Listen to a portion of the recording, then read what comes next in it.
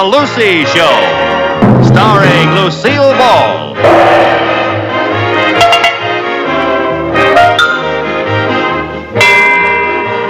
Co-starring Vivian Vance.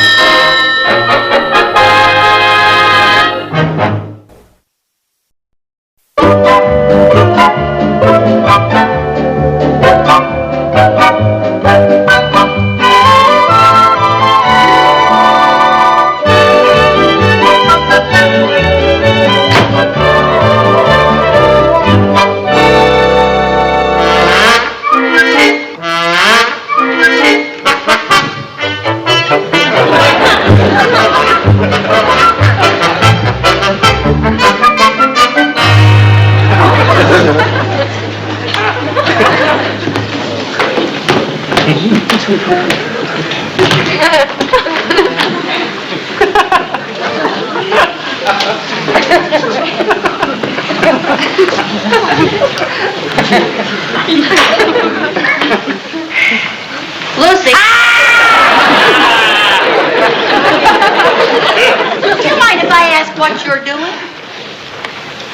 I just want the house to look as crummy as possible. Mr. Mooney's coming over. Oh, I thought maybe you were trying to get the bad housekeeping seal of approval. No, do you think it looks crummy enough so the old tightwad will give me money to redecorate? I doubt it.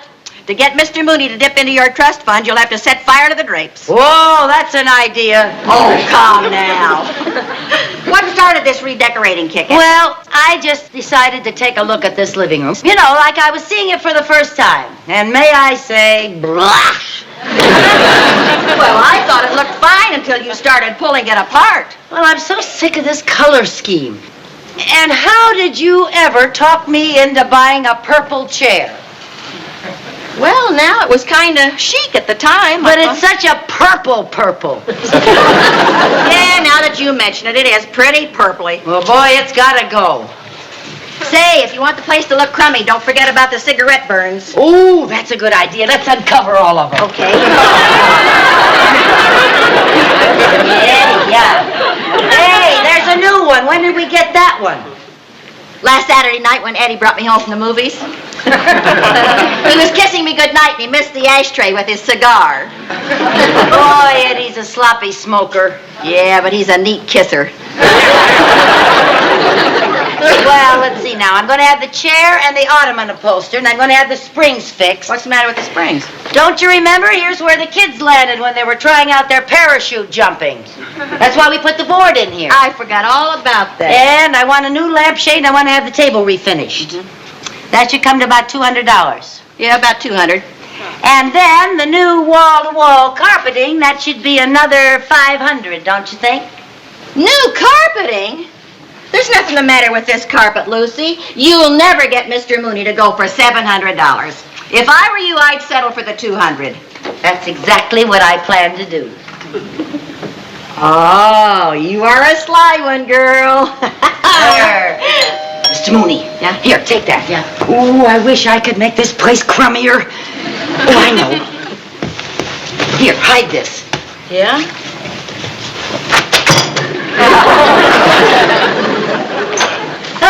Hello, Mr. Mooney.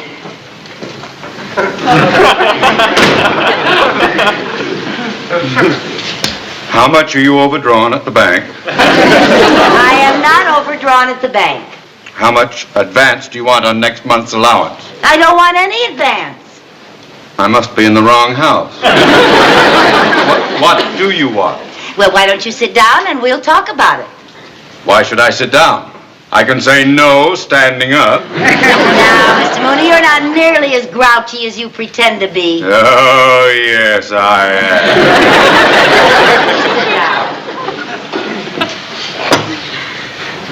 Oh, don't sit there. That's a nasty ink stain. You wouldn't be able to put your feet up there anyway. Well, hello, Mr. Mooney. Mrs. Bagley, does Smokey the Bear know about you people? Oh, mercy, those awful cigarette burns. I'm surprised you could see them. It's so dark in here. Dark? Yes, would you turn on the lamp, dear? I don't think it's dark in here. Turn on the lamp, dear. Oh, the lamp. Yes.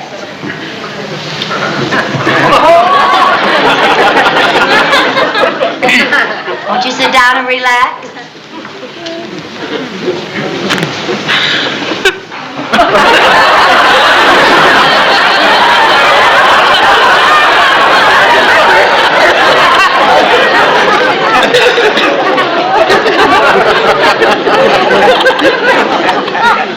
What is this, a new game? Called Sink the Banker? Oh, gracious, you got the bad springs. Here, let us help you out. Never mind. Just tell me what it is you wanted to talk to me about. I'm quite sure you didn't invite me over here just to rearrange my sacroiliac. No, Miss Mooney, as a matter of fact, I wanted to discuss the terrible condition of this living room. I am so ashamed of it. Oh, yes, we've had to stop having company. Yes, we have to have our dates meet us down at the corner. Well, it is pretty tacky. Yeah, well, I'm glad you agree. Now, to have everything fixed, I'll need about $200. $200? Not that tacky. Oh, but I have to have everything redone so it won't look shabby with the new rug. New rug? What new rug? The new wall-to-wall carpeting that's going to cost at least $500. Oh, at least. What's wrong with the rug? Well, if you want to know the truth, there's nothing wrong with the rug. I'm just bored to tears with it. Well, I'm sorry, but for $500, you will just have to remain bored. But I can't stand this rug, Mr. Mooney. I can't stand it another minute. It just makes me sick. If I have to live with this rug another minute, I'll scream. Oh, she will, too. I've just got to have a new rug. I've just got to, that's all. And don't think I'm going to give up the rug and settle for just having the chair and the ottoman upholstered and having the spring fixed and having a new lampshade. And the table refinished. Well, that's what you're going to settle for, whether you like it or not. But, Mr. Mooney... $200! Take it or leave it. Well, all right. I'll take it. But I must say you drive a hard bargain. You'll have to get up pretty early in the morning to get the best of Theodore J. Mooney.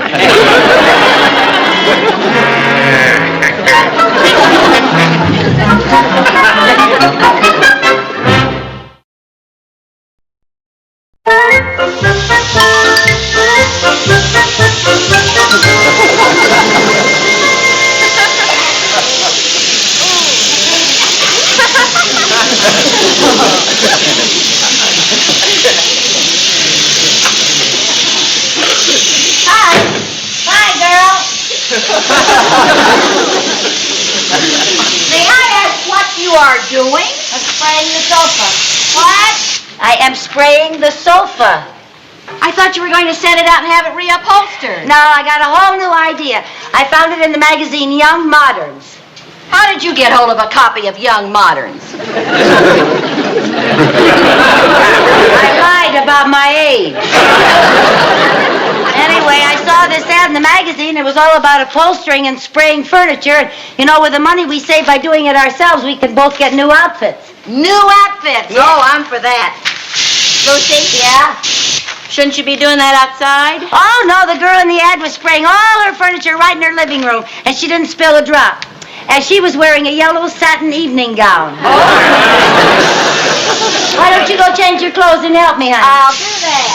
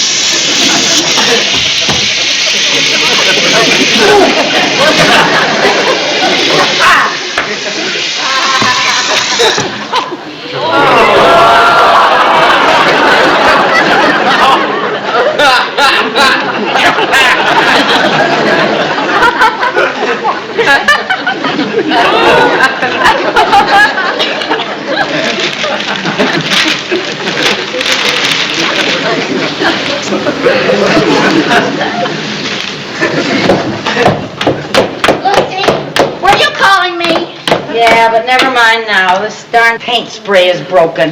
Oh. I think I know what's the matter with it. Well, good. Come over here and help me fix it then.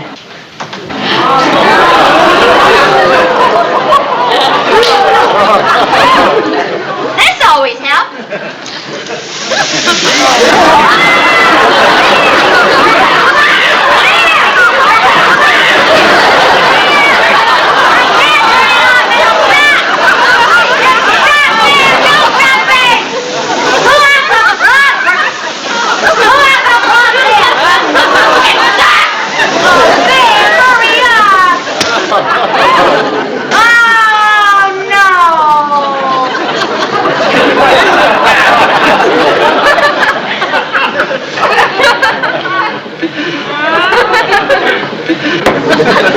That was a dumb thing to do.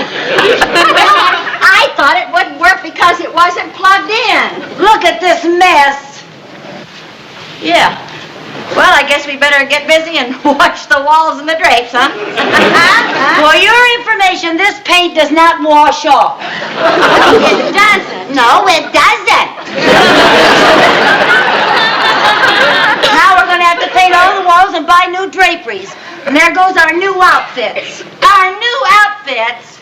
Lucy, didn't I say to you, don't you think you ought to be doing this outside? And you said, oh, no, the girl in the ad in Young Moderns sprayed herself right in the...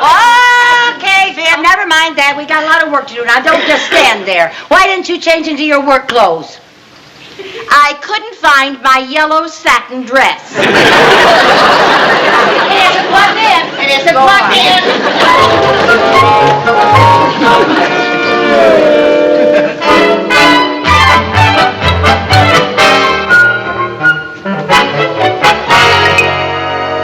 Woo! I'm finally finished.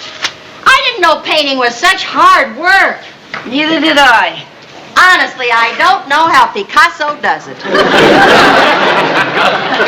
only had to give his paintings one coat. Lucy, do you realize we've been painting since 7:30 this morning and it's 9:30 now? You're telling me. Boy, I'm tired. You think you're tired. Walls are hard to do. Try painting 20 stairs. My back is just killing me. Oh, my kneecaps will never be the same. Oh, my muscles are all throbbing. Oh, the pain, the pain. Okay, Lucy, you win the ouchathon.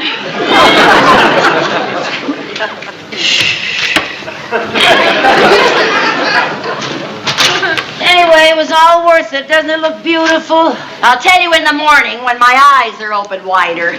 Yeah, boy, I'm sleepy. Oh, you think you're sleepy. All right, Viv, let's not start that again. Come on, let's go to bed. There. You can't walk up those stairs. They're all wet. That's what you think. I am walking up those stairs and to my room, and you can repaint them tomorrow. Over my dead kneecaps. Where are we going to sleep? Right down here. On what? You said the couch and the chairs have to be reupholstered. Well, I wasn't going to take any more chances with that evil little paint spray, but we can sleep right here on the rug. See how nice and soft it is? On a rug? Yeah. Where do you think they got that expression, snug as a bug in a? Snug as a bug in a... I'll see you in the morning.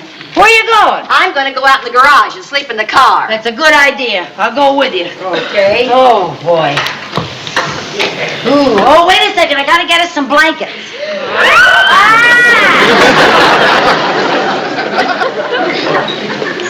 You were going to let me do that, weren't you? Uh-huh. Here, there must be something here. Okay. Oh, we better leave the kids a note and tell them we're sleeping out in the garage. Yeah.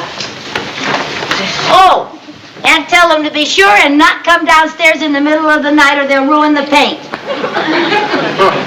And put it right down there so they see it when they get up.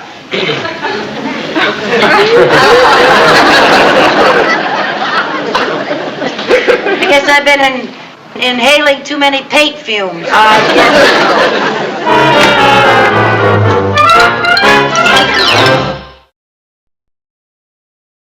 How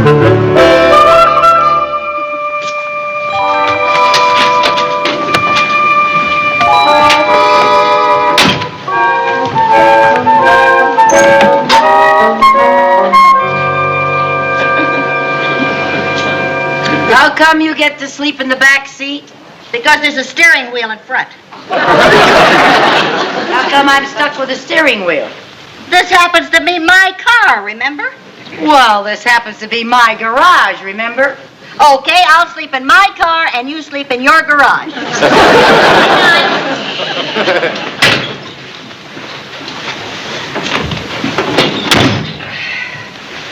Lucy, What?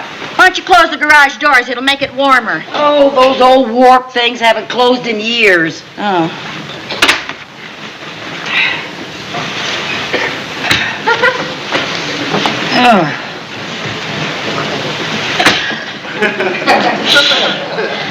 Viv, Huh. you forgot to turn out the light. You were the last one in. You turn it out. I'm too tired. Now, Lucy, you know I can't sleep with a light in my eyes. I can. Oh.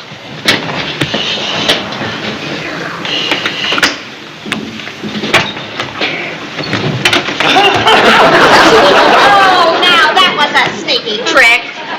Yeah, wasn't it? Well, good night. I'll see you in the morning. Where are you going? I am going to walk up your freshly painted stairs and go to my nice warm bed. Speaking of sneaky tricks. Well, you must remember I've been an apprentice for years to a master sneak. Take your old back seat back. Thank you.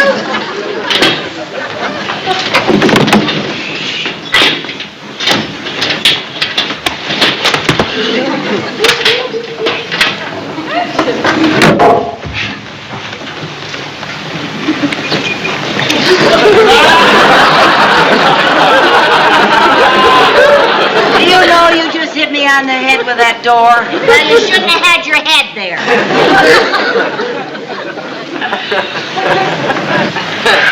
Try to get comfortable in this place.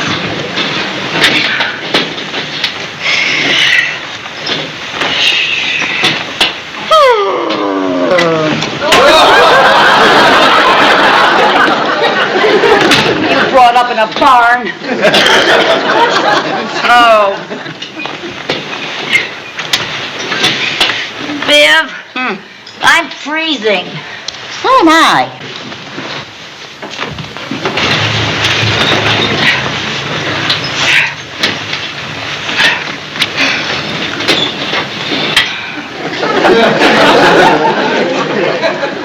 Good night.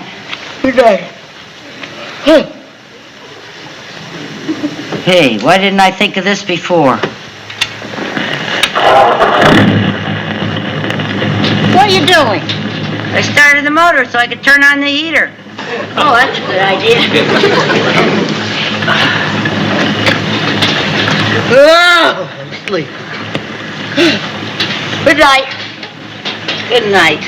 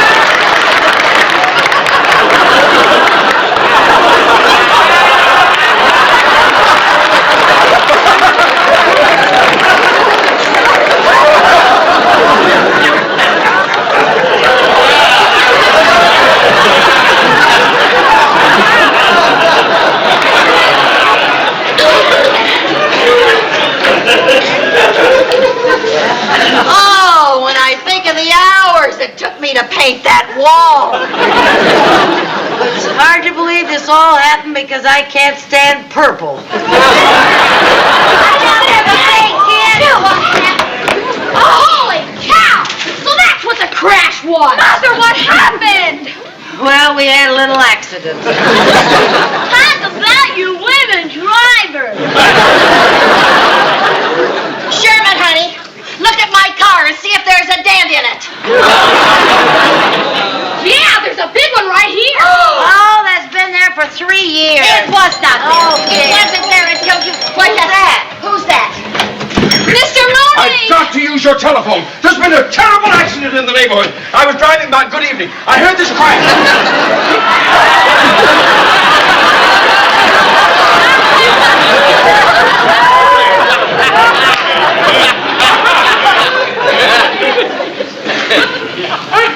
What is your car doing in your living room?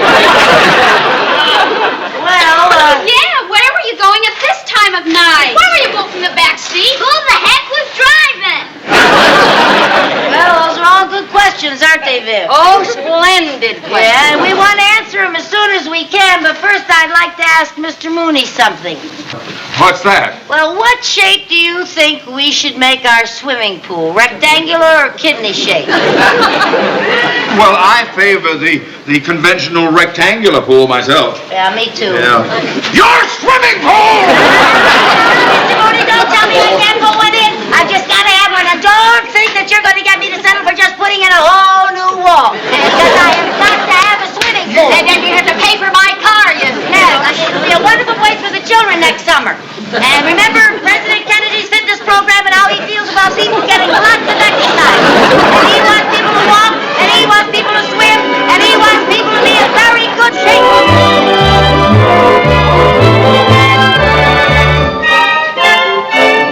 Come on, Lucy. I've been waiting in the car. We'll be late for the movie. Oh, you go ahead. I'd rather stay here and look at my new upholstery. Okay, I'd rather look at Cary Grant's upholstery. All right, Mr. Carmichael. Will you explain this bill from Paisley, the plumber? Oh, hi, Mr. Mooney. I'm glad you dropped by. How do you like my new living room? It's very nice.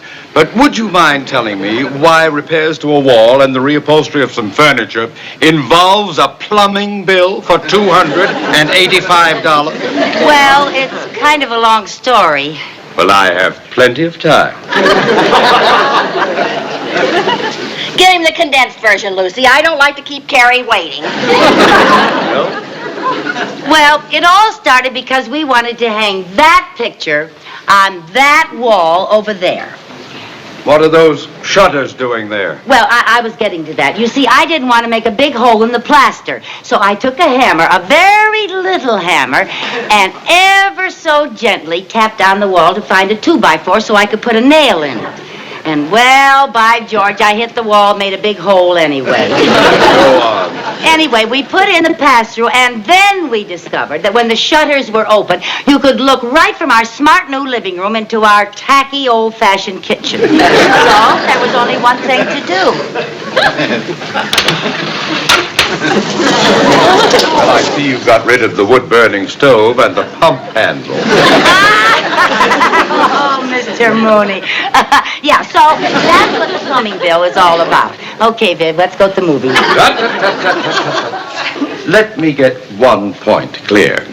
Now that I've seen how nice the house looks, you expect me to authorize the payment of those bills, don't you? Oh, would you be a love and do that? No, I will not be a love and do that. Now, just a minute, Mr. Mooney. If you think you're going to talk me out of going on that world cruise and only paying my remodeling bills, you can think again. A world cruise will be very educational for the children. They visit many, many countries. They learn many, many languages. They learn about exchanging monies. A world cruise is very, very interesting. I'm so glad you're back.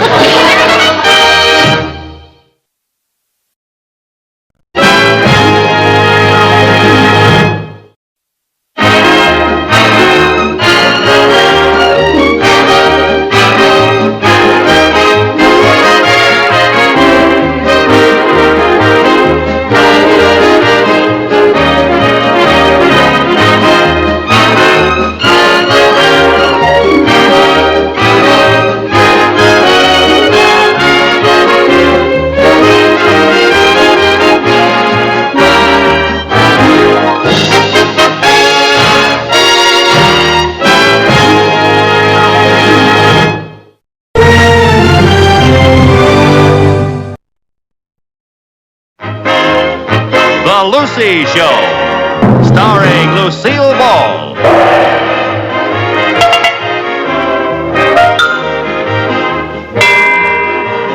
Co-starring Vivian Vance.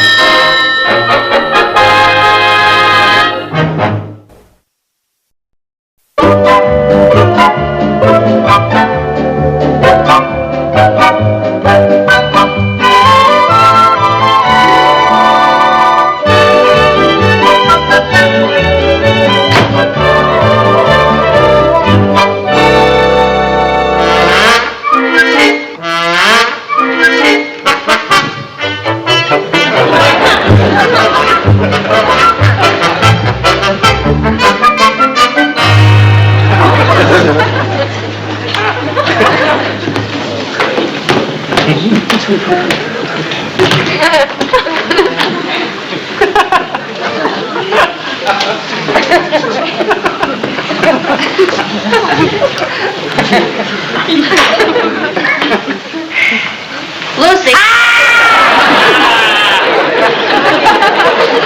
Do you mind if I ask what you're doing?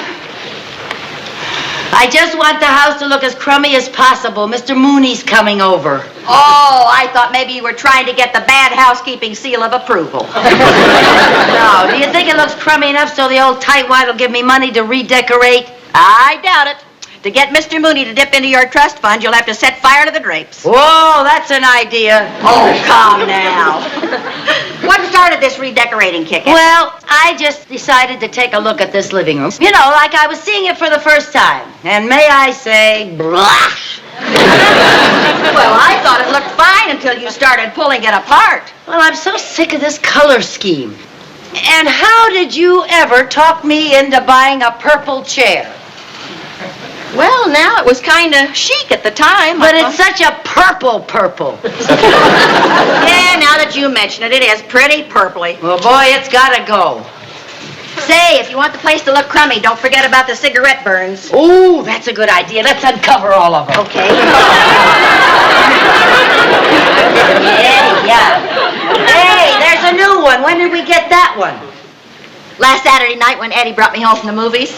He was kissing me goodnight and he missed the ashtray with his cigar. Boy, Eddie's a sloppy smoker. Yeah, but he's a neat kisser. Well, let's see now. I'm going to have the chair and the ottoman upholstered, and I'm going to have the springs fixed. What's the matter with the springs? Don't you remember? Here's where the kids landed when they were trying out their parachute jumping. That's why we put the board in here. I forgot all about that. And I want a new lampshade, and I want to have the table refinished. Mm-hmm. That should come to about $200. Yeah, about 200.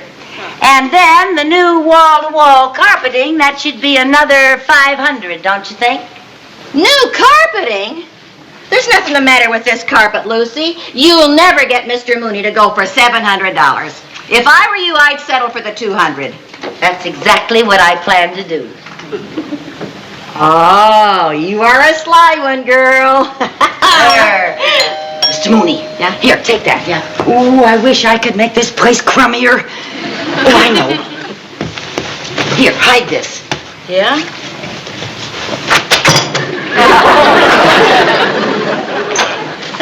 Hello, Mr. Mooney.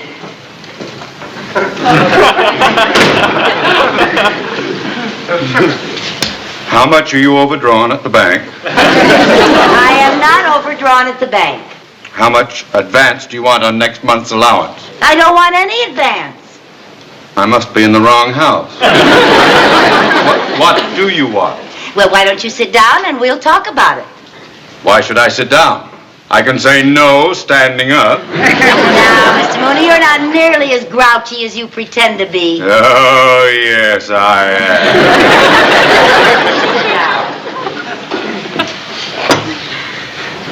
Oh, don't sit there. That's a nasty ink stain. You wouldn't be able to put your feet up there anyway. Well, hello, Mr. Mooney. Mrs. Bagley, does Smokey the Bear know about you people? Oh, mercy, those awful cigarette burns. I'm surprised you could see them. It's so dark in here.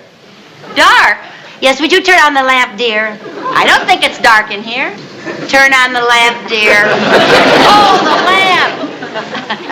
Yes.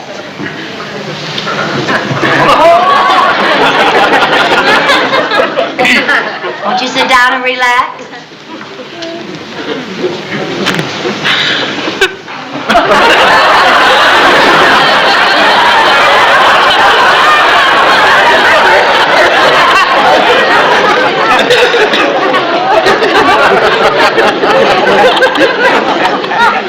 What is this, a new game?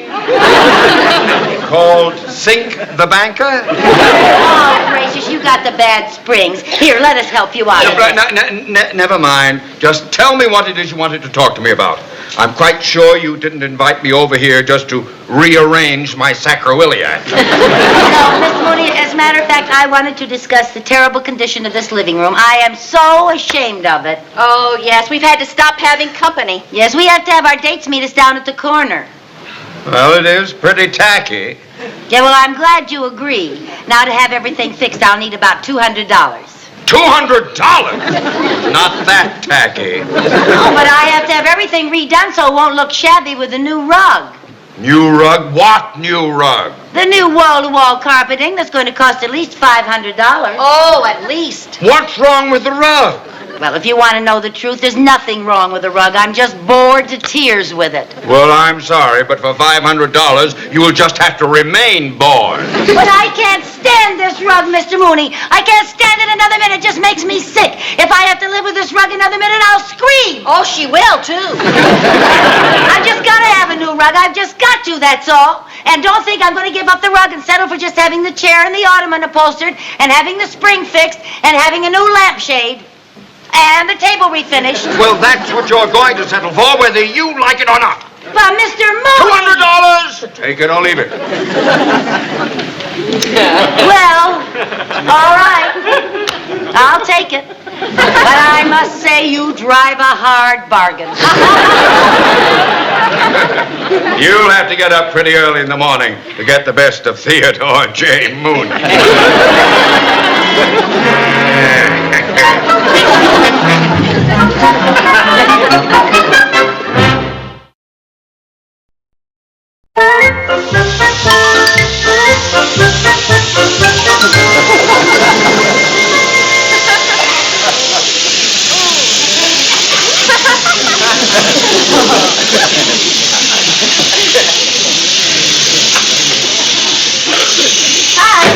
Hi, girl. May I ask what you are doing? I'm spraying the sofa. What? I am spraying the sofa. I thought you were going to set it out and have it reupholstered. No, I got a whole new idea. I found it in the magazine Young Moderns.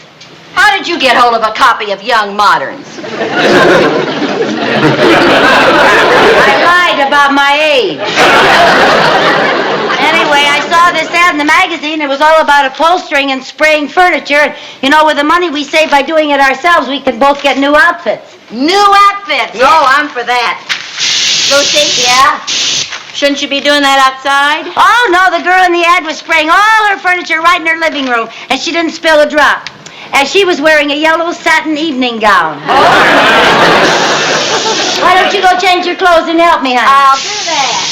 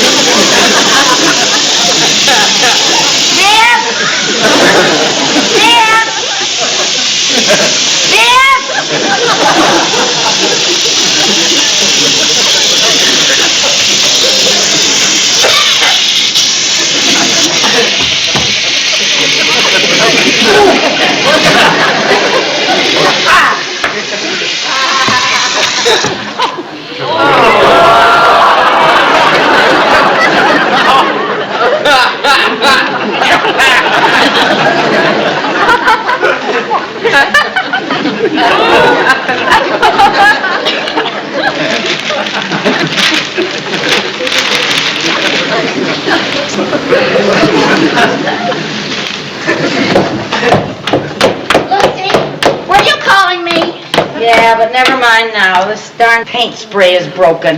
Oh. I think I know what's the matter with it. Well, good. Come over here and help me fix it then.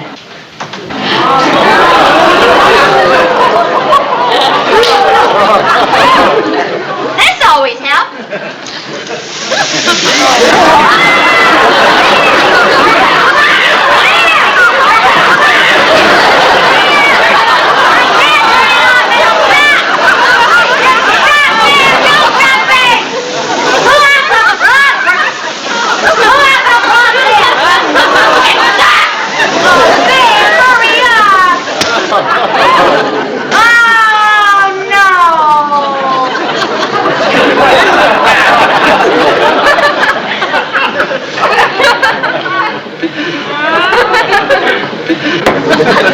That was a dumb thing to do.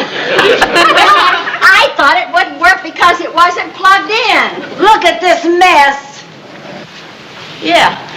Well, I guess we better get busy and watch the walls and the drapes, huh? For your information, this paint does not wash off. It doesn't. No, it doesn't. Now we're going to have to paint all the walls and buy new draperies. And there goes our new outfits. Our new outfits? Lucy, didn't I say to you, don't you think you ought to be doing this outside? And you said, oh, no, the girl in the ad in Young Moderns sprayed her house right in the middle. Okay, Viv, never mind that. We got a lot of work to do now. Don't just stand there. Why didn't you change into your work clothes? I couldn't find my yellow satin dress. It isn't plugged in. It isn't plugged in.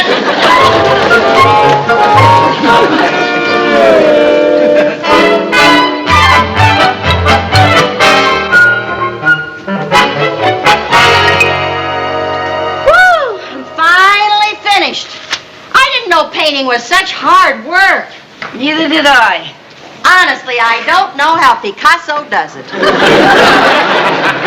Yeah, only had to give his paintings one coat. Lucy, do you realize we've been painting since 7:30 this morning and it's 9:30 now? You're telling me. Boy, I'm tired. You think you're tired? Walls are hard to do. Try painting 20 stairs. My back is just killing me. Oh, my kneecaps will never be the same. Oh, my muscles are all throbbing. Oh, the pain, the pain. Okay, Lucy, you win the ouchathon.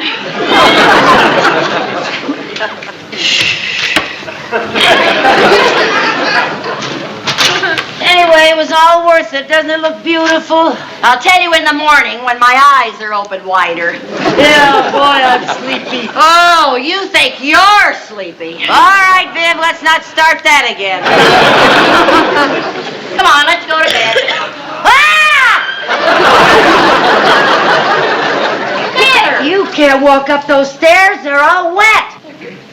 That's what you think. I am walking up those stairs and to my room, and you can repaint them tomorrow. Over my dead kneecaps. Where are we going to sleep? Right down here. On what? You said the couch and the chairs out to be reupholstered. Well, I wasn't going to take any more chances with that evil little paint spray, but we can sleep right here on the rug. See how nice and soft it is? On a rug? Yeah. Where do you think they got that expression, snug as a bug in a? Snug as a bug in a. I'll see you in the morning. Where you going? I'm going to go out in the garage and sleep in the car. That's a good idea. I'll go with you. Okay. Oh, boy. Ooh. Oh, wait a second. I got to get us some blankets.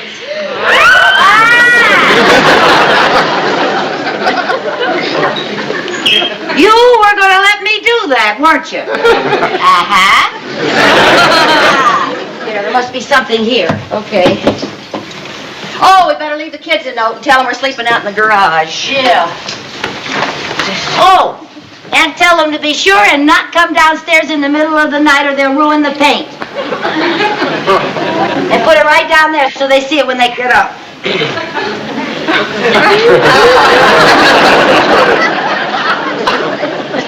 I guess I've been inhaling too many paint fumes.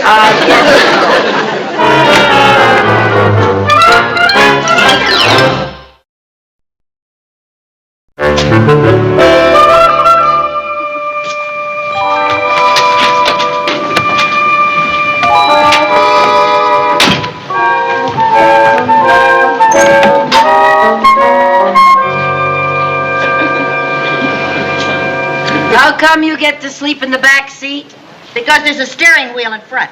How come I'm stuck with a steering wheel? This happens to be my car, remember? Well, this happens to be my garage, remember? Okay, I'll sleep in my car and you sleep in your garage.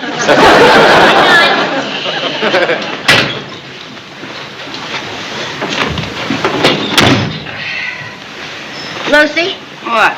Why don't you close the garage doors? It'll make it warmer. Oh, those old warped things haven't closed in years. Oh.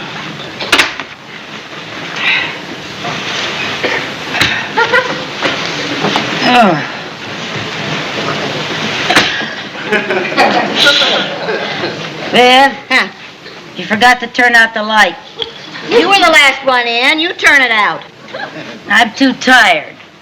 Now, Lucy, you know I can't sleep with a light in my eyes.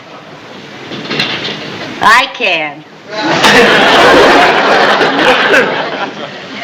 Oh.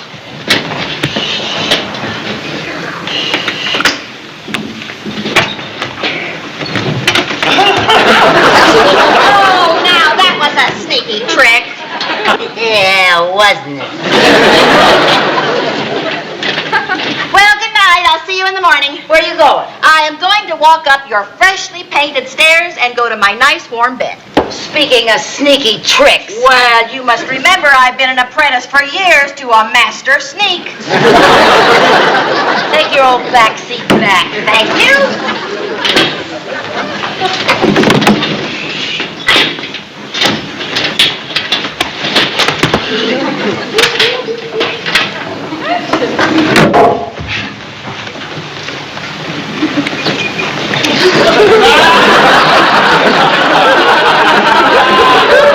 You know you just hit me on the head with that door. Well, you shouldn't have had your head there.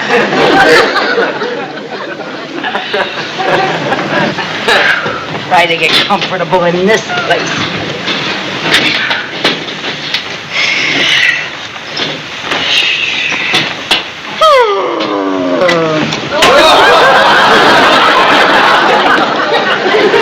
You brought up in a barn. Oh.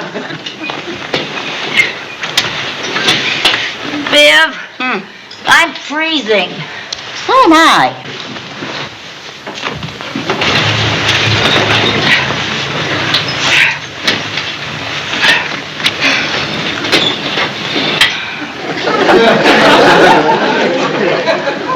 Good night. Good night. Hey, why didn't I think of this before? What are you doing? I started the motor so I could turn on the heater. Oh, that's a good idea. Oh, I'm asleep. Good night. Good night.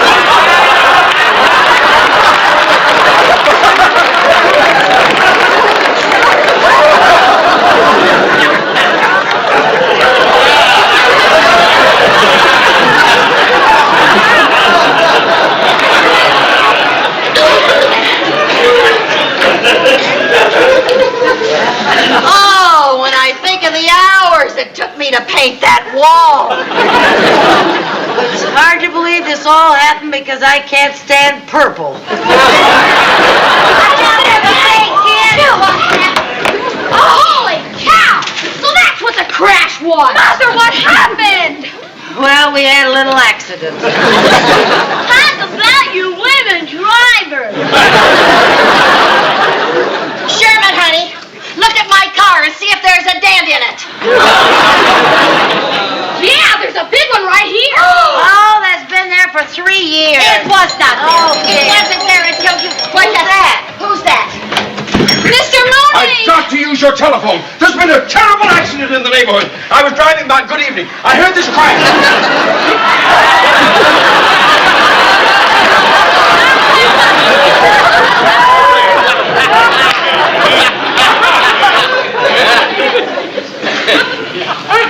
What is your car doing in your living room? Well, Yeah, where were you going at this time of night? Why were you both in the back seat? Who the heck was driving? those are all good questions, aren't they, Viv? Oh, splendid question. Yeah, and we want to answer them as soon as we can, but first I'd like to ask Mr. Mooney something. What's that? Well, what shape do you think we should make our swimming pool? Rectangular or kidney shaped? Well, I favor the conventional rectangular pool myself. Yeah, me too. Yeah. Your swimming pool! Mr. Mooney, don't tell me I can't put one in. I've just got to have one. And don't think that you're going to get me to settle for just putting in a whole new wall. Because I have got to have a swimming pool. And then you have to pay for my car, you Yes, it'll be a wonderful place for the children next summer. And remember President Kennedy's fitness program and how he feels about people getting lots of exercise. And he wants people to walk, and he wants people to swim, and he wants people to be in very good shape.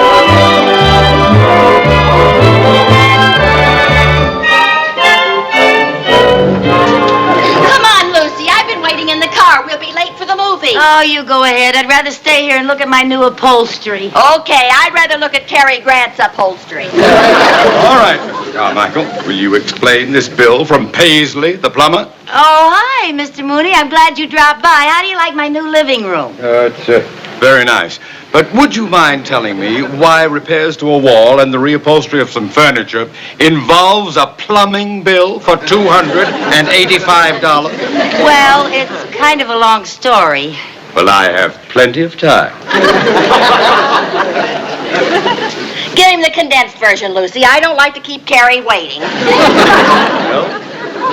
Well, it all started because we wanted to hang that picture on that wall over there. What are those shutters doing there? Well, I was getting to that. You see, I didn't want to make a big hole in the plaster. So I took a hammer, a very little hammer, and ever so gently tapped on the wall to find a 2x4 so I could put a nail in it. And, well, by George, I hit the wall, made a big hole anyway. Anyway, we put in the pass-through, and then we discovered that when the shutters were open, you could look right from our smart new living room into our tacky, old-fashioned kitchen. So there was only one thing to do. Well, I see you've got rid of the wood-burning stove and the pump handle. Oh, Mr. Mooney. Yeah, so that's what the plumbing bill is all about. Okay, Viv, let's go to the movie. Let me get one point clear. Now that I've seen how nice the house looks, you expect me to authorize the payment of those bills, don't you? Oh, would you be a love and do that? No, I will not be a love and do that.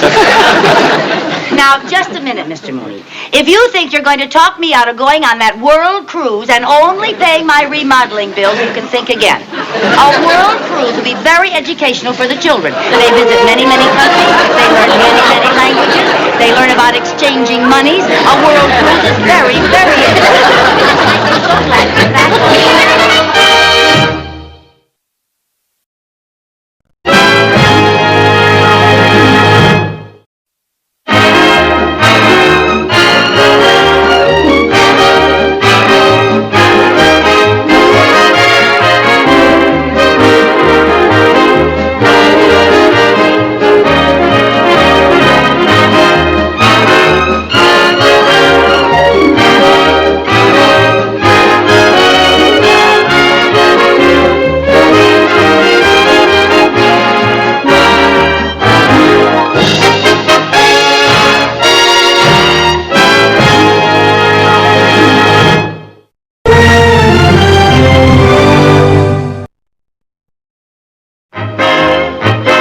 Lucy Show, starring Lucille Ball.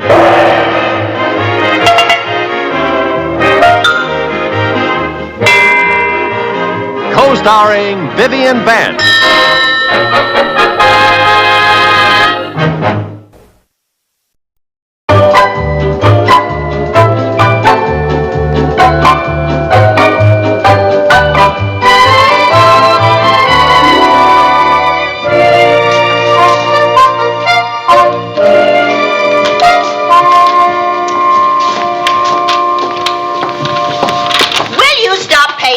Well, I'm sorry, but I'm so nervous. I'm afraid the town council is going to refuse to give us any money. Oh, now how can they refuse an appropriation for the women's volunteers? We're the only fire department Danfield has. I know, but with Mr. Mooney as the new chairman of the finance committee, anything can happen. You know how he is. Oh, I know he's tight with your trust fund, but this is different. This is the taxpayers' money. He doesn't care where the money comes from. Show him a penny and he'll pinch it. Well, he isn't the only member of the finance board. Well, that's true. Captain Carmichael? Yes, sir. The town council will see you now. Yes, sir. Thank you. Oh, I'm so nervous. Now, what is there to be nervous about? They can't possibly refuse us. You know that. They've got to have a fire department. You're right. They can't possibly refuse us.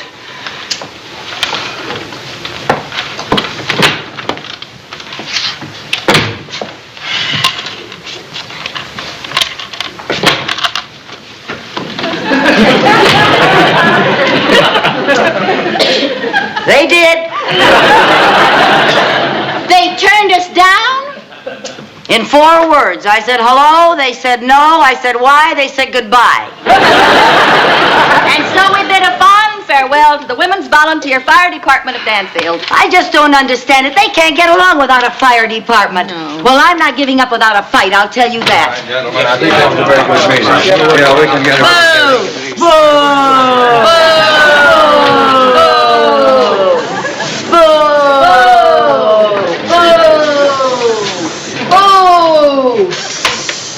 Goodbye, ladies. We'd like to work with you, if you don't mind, sir. The matter is closed, and so is the bank. Let yourselves out. We are not leaving here until you give us one good reason why we did not get our appropriation. How can you do this to us? Look at our record as firefighters. Oh, I have. Last year, 43 cat rescues. Well, there you are. 12 of them were the same cat. 8 clogged up chimney flues unclogged, 16 piles of burning leaves extinguished, and 1 suit against the city for water damage at the Armenian restaurant. How did we know that they were serving flaming shish kebab on a sword? I'm sorry, ladies, you can talk all you want to, but the town council has decided that the service you volunteers do isn't worth the cost. Now, we are going to rely on the New Rochelle Fire Department since they're called in major fires anyway. But what about the joy we volunteers bring to the people of Danfield? Well, what are they going to do without our little theater group, our barbershop quartet, or our baseball team? Well, we'll just have to struggle along with the Broadway stage, the Metropolitan Opera, and the New York Yankees. Oh, now, Mr. Mooney, how can you do this to us after we've given you the best year and 2 months of our lives? Yeah, what's New Rochelle's fire department got that we haven't got? Well, for one thing, their men are well trained. Aha, that's it. The New Rochelle people have firemen. We're being discriminated against because we're women. Oh, good heavens. That's typical male attitude. That's right. Ladies, please. New Rochelle has men, true, but they are also well trained. Oh, well, if that's all there is to it, we'll get the training now that you've removed the sex barrier. How? Yeah, how? We will do what the New Rochelle firemen do. We'll go to rookie training school. That's how. All right, you do that. You go to rookie training school. Go anywhere. But go so I can get my work done. Yeah, well, now, we really mean it, Mr. Mooney. And if we go to rookie training school and learn everything that those hotshot men know, will you get the town council to reconsider? All right. If you do that, I will bring it up at the next council meeting. Oh, thank you, Mr. Mooney. You're a wonderful man. I could kiss you for that. You do, and the deal is off.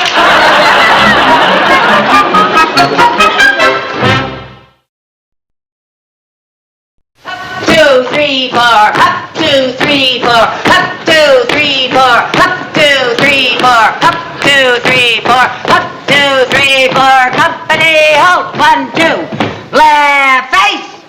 Relax. I mean, at ease.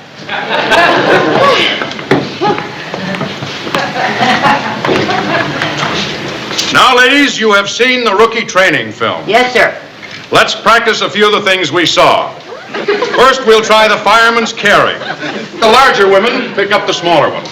Okay, girls, get rid of your axes and pair off. Pair off and get ready for the lift. Come on the double. Now remember, the larger girls pick up the smaller girls. Pick me up. Oh,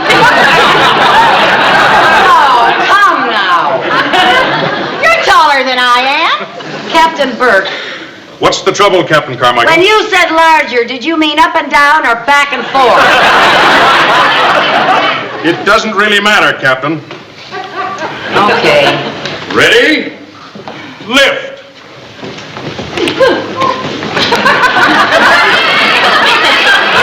You know you can pick me up. Oh, this is embarrassing. You're not... Take my advice, Viv. Either lose weight or stay out of burning buildings. I suggest you practice that in your spare time. Yes, sir. We'll practice in our spare times. All right, girls. Back to your original places. Get in line.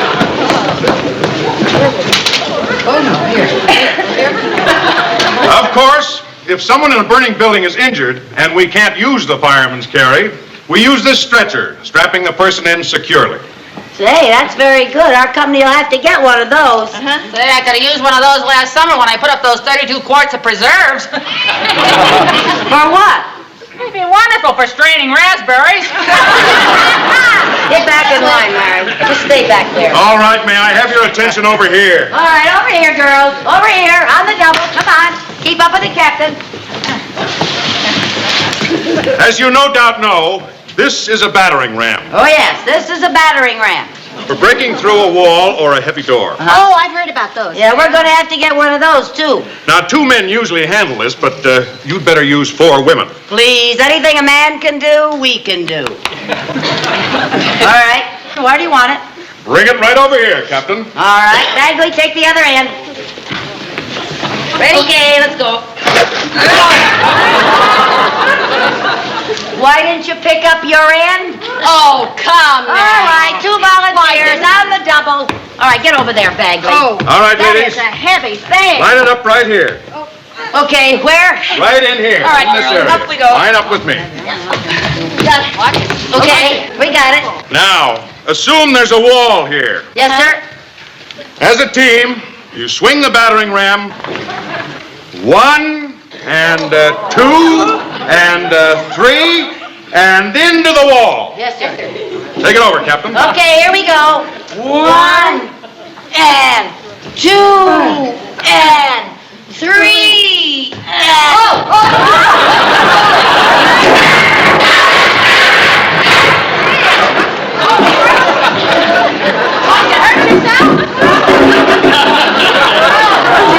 I'm afraid this came off your fire engine, sir. Oh, let's move over here for some life net drill. Just put... Yes, sir. Come on, get right. Come on. Oh, is that a fire net? It's darling. Look, it's quilted. We'll need one of those, too. I'm curious. What equipment does your company have? Oh, we have lots of equipment. Ladders and hoses and axes. And don't forget a quart of milk and a saucer. Back in line. All right, ladies, get the net down in this area. Yeah, all right, girls. Bring the net down here. All right, get a firm grip now. It's heavy, Lucy. All right, never mind how heavy it is.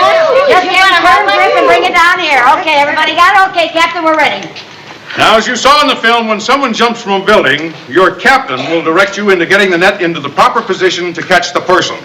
Yes. Shall we try it? All right, girls, everybody ready? Yeah. All right, get a firm grip now. Yeah. Okay, Captain, we're ready.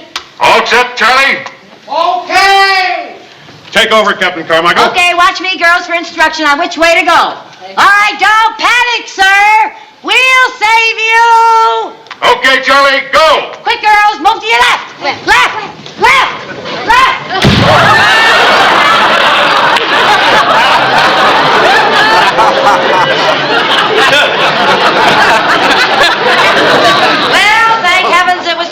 dummy. He isn't the only one. Why didn't you all move to the left when I said That's my phone. Ladies! Quiet! Please, give me your attention. Attention! Captain Carmichael, since you are all standing in a circle, you cannot use the directions right and left. See? To move the net into position, you indicate the direction by moving your head and yelling, ho! If you want to go to the left, you say, ho! Ho! If you want to go to the right, you say, ho! Ho! Have you got that? Ho! Yes, sir. Ho! Ho! Ho! That's better. All right, girl. Ho! Ho! Let's try it again. All right, quiet, girl. Quiet. Here we go again. Go. All right, don't panic, sir. We'll save you. Here we go again, Charlie. All right, come on, Grope. Let's try it again. All right, come on. Ho! Ho! Ho! Ho! Ho! Well, we're getting warmer. All right, let's try it again. Oh, wait a minute. I think that's enough for today. We'll go to something else. Now, ladies, over here. All right, get rid of the net. Come on, line up over here on the double. Okay. Hurry up, come on the double. Listen to the captain now. As you all know, there's much damage caused by smoke. Yes, sir. This is a fireman's fan, used to blow smoke out of a building. Oh, I could use that on Tuesday night when Harvey brings the boys over for poker. Will you be quiet? This is a smoke bomb. Yes, this is a smoke bomb. Everybody see that? Yep. Okay, go ahead, Captain. I will light this and throw it into the building. Your captain will take the fan in and show you how quickly the fan blows the smoke out of the building. Okay. Now, don't worry, ladies. This isn't a bomb. It's not going to blow up in that I second. wonder how this thing turns on, Viv. Oh, there it is. There it is. Turn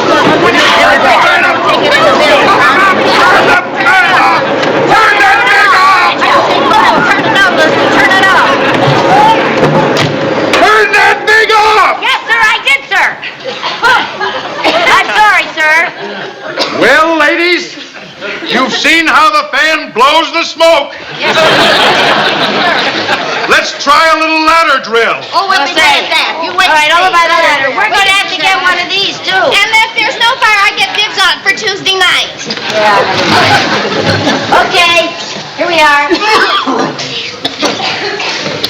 Like everything else in firefighting, the main thing in handling the ladder is speed. Yes, speed. Don't forget that. Now, one of you go up the ladder with the hose carried over your shoulder as you saw in the training film. Yes.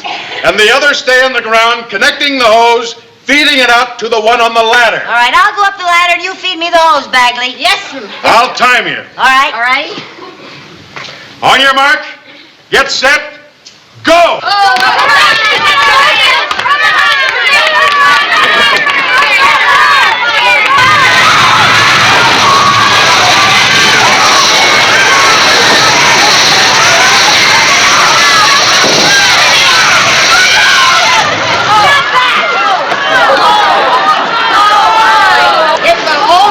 Class is dismissed! Oh, that's awful strong. Class dismissed!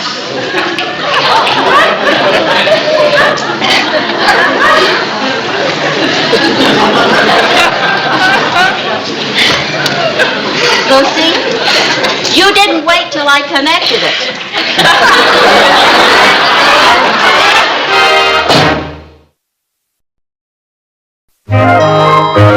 Oh, will that fire alarm ever go off? This is a fine mess. We go to school for 2 weeks, we're trained to the teeth, and we don't get a chance to show off. Yeah.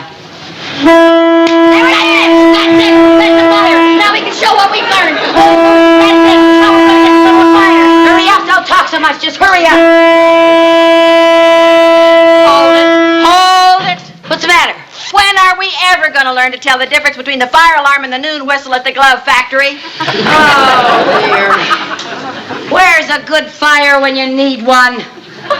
Lucy, do we really have to have a fire? Mr. Mooney knows we're well trained. He said he would take up that appropriation with the town council this afternoon. You know, Mr. Mooney is a banker. He wants collateral. He needs proof. Yes, he's got to have proof. Hey, I got an idea. Why couldn't we arrange a little proof? What are you talking about? While the town council is meeting at the bank this afternoon, we'll just start a little fire and put it out right in front of them. Then they'll give us anything. They'll give us 30 years for arson. I don't mean to really set fire to the bank. I mean make it look like a fire by lighting one of these smoke bombs. Oh, no, now, Lucy, you can't use those. Captain Burt gave me those so I could use them in the Cub Scouts project for Indian lore. We're going to send up smoke signals with those. I'm sorry, but the fire department has priority. Now, look, here's the plan. While you and the rest of the girls just happen to be cruising around the block on the truck, I'll walk into the bank, light one of these, drop it in the wastebasket, then you girls... Hold it. Wait just a minute. What? How are you going to light one of those things in the bank without arousing suspicion? I'll put a cigarette in my mouth, and instead of lighting the cigarette, I'll light one of these. But you don't smoke. So I'll fake it. Now look, we'll synchronize our watches. And 60 seconds after I go into that bank, you and the rest of the girls burst through the door and efficiently put the fire out. Don't you think we ought to wait till somebody sounds the alarm? Don't you see? That's the beauty of it. There's a fire, you put it out, you're on your way back to the firehouse before the alarm has even been sounded. Boy, that's a good one. I'd like to see New Rochelle beat that. Exactly. All right, I'm going to get busy and call the girls. You know, this is going to be a very convenient fire for me. How do you mean? I have to go to the bank anyway, so while I'm down there fighting the fire, I'll cash a check.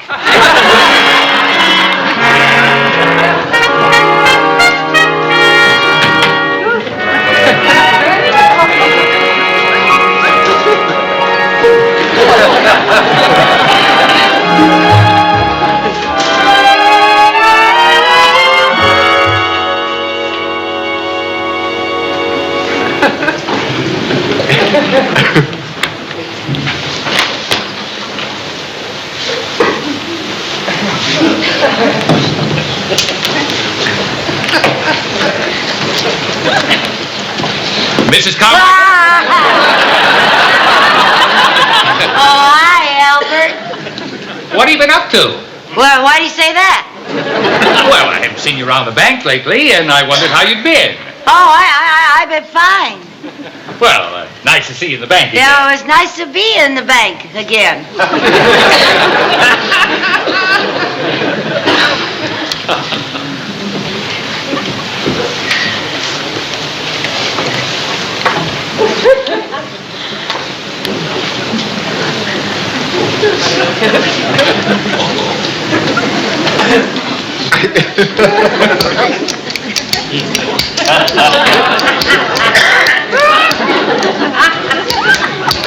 May I? No thanks, I don't smoke. I do smoke.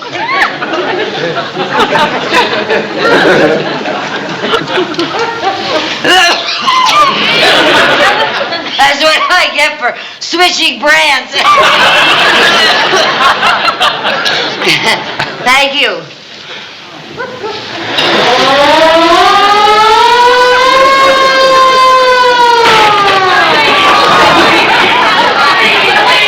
There's no fire here! No, whatever gave you the idea there was a fire here? Just give me one more minute. Just one more minute. Okay. Sorry, folks. The false alarm. Yeah, I won't pass. There's no fire here.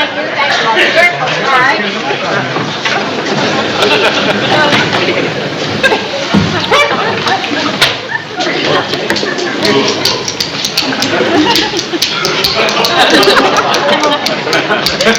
May I? Oh, Mr. Mooney, what are you doing here? I work here. I'm the president of the bank, remember? Oh, yes, that's right. Yes. May I give you a light? Don't you think it would help if you had a cigarette? Oh, yes. Yes, sir.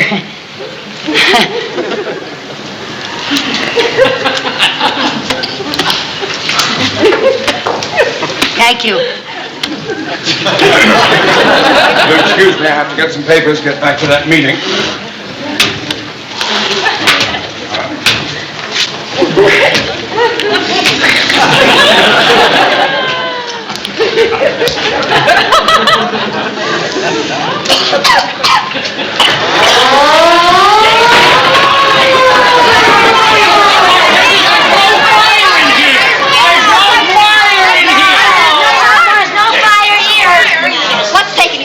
Just give me 1 more minute. All right, exactly 1 more minute. All right. False alarm again, Dad. Where's Daddy? False alarm. There's no fire in here. I don't know what they're doing. What are you doing in here? I told you I have to cash a check. You get out of here.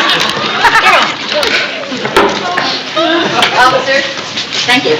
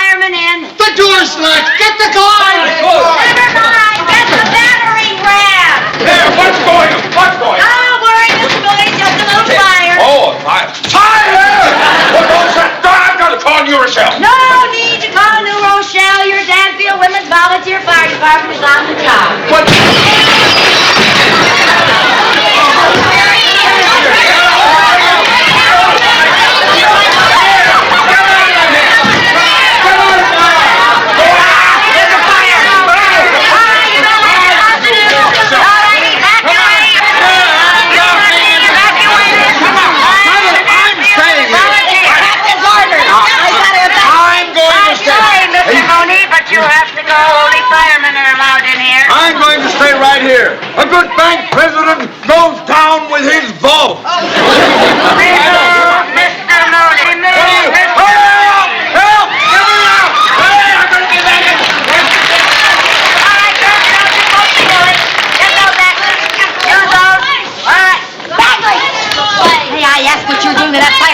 I'm putting out the fire. Why do you want to do a thing like that? Well, I'm sorry, but I thought firefighters were supposed to put out the fire. We aren't through demonstrating how to get the smoke out of the building. Now stop it. Oh, okay. Mooney, I thought you were ordered to leave the bank. My place is here with my loved ones. Your family isn't here. I mean my money. I am not leaving. All right, if you don't want to save your life, I'll have to. Oh, fine. Get that stretcher. Get that stretcher and get Mooney out of here. Look at the mattress. What are you doing? Come on now, cut it out. You're not going to get out of here. I'm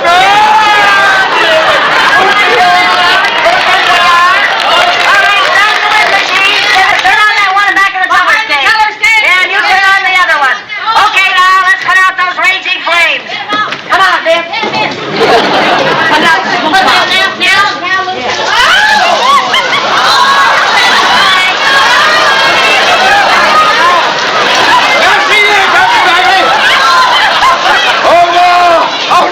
my beautiful money.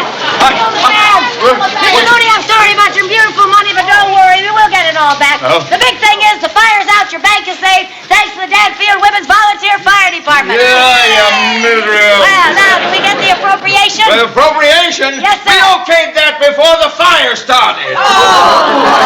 Thanks a lot, Captain Big Mouth. All right, come on, girls, let's not stand around. We gotta get busy cleaning up the bank. Yeah, clean up the bank. Be careful with that money. Be sure and stack it properly. Okay, here's the one. Well, Here's thank the you. five. Thank you. Here's the ten. Put it somewhere. Here's the 100. There you are.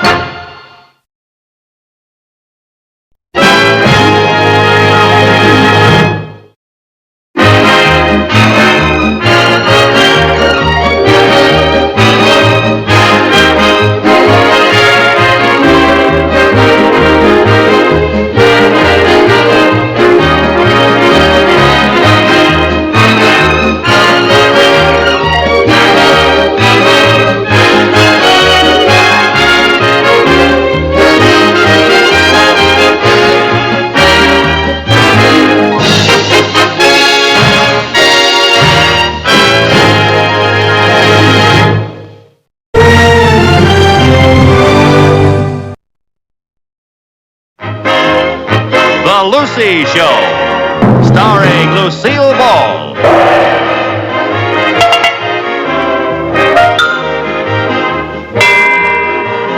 Co-starring Vivian Vance.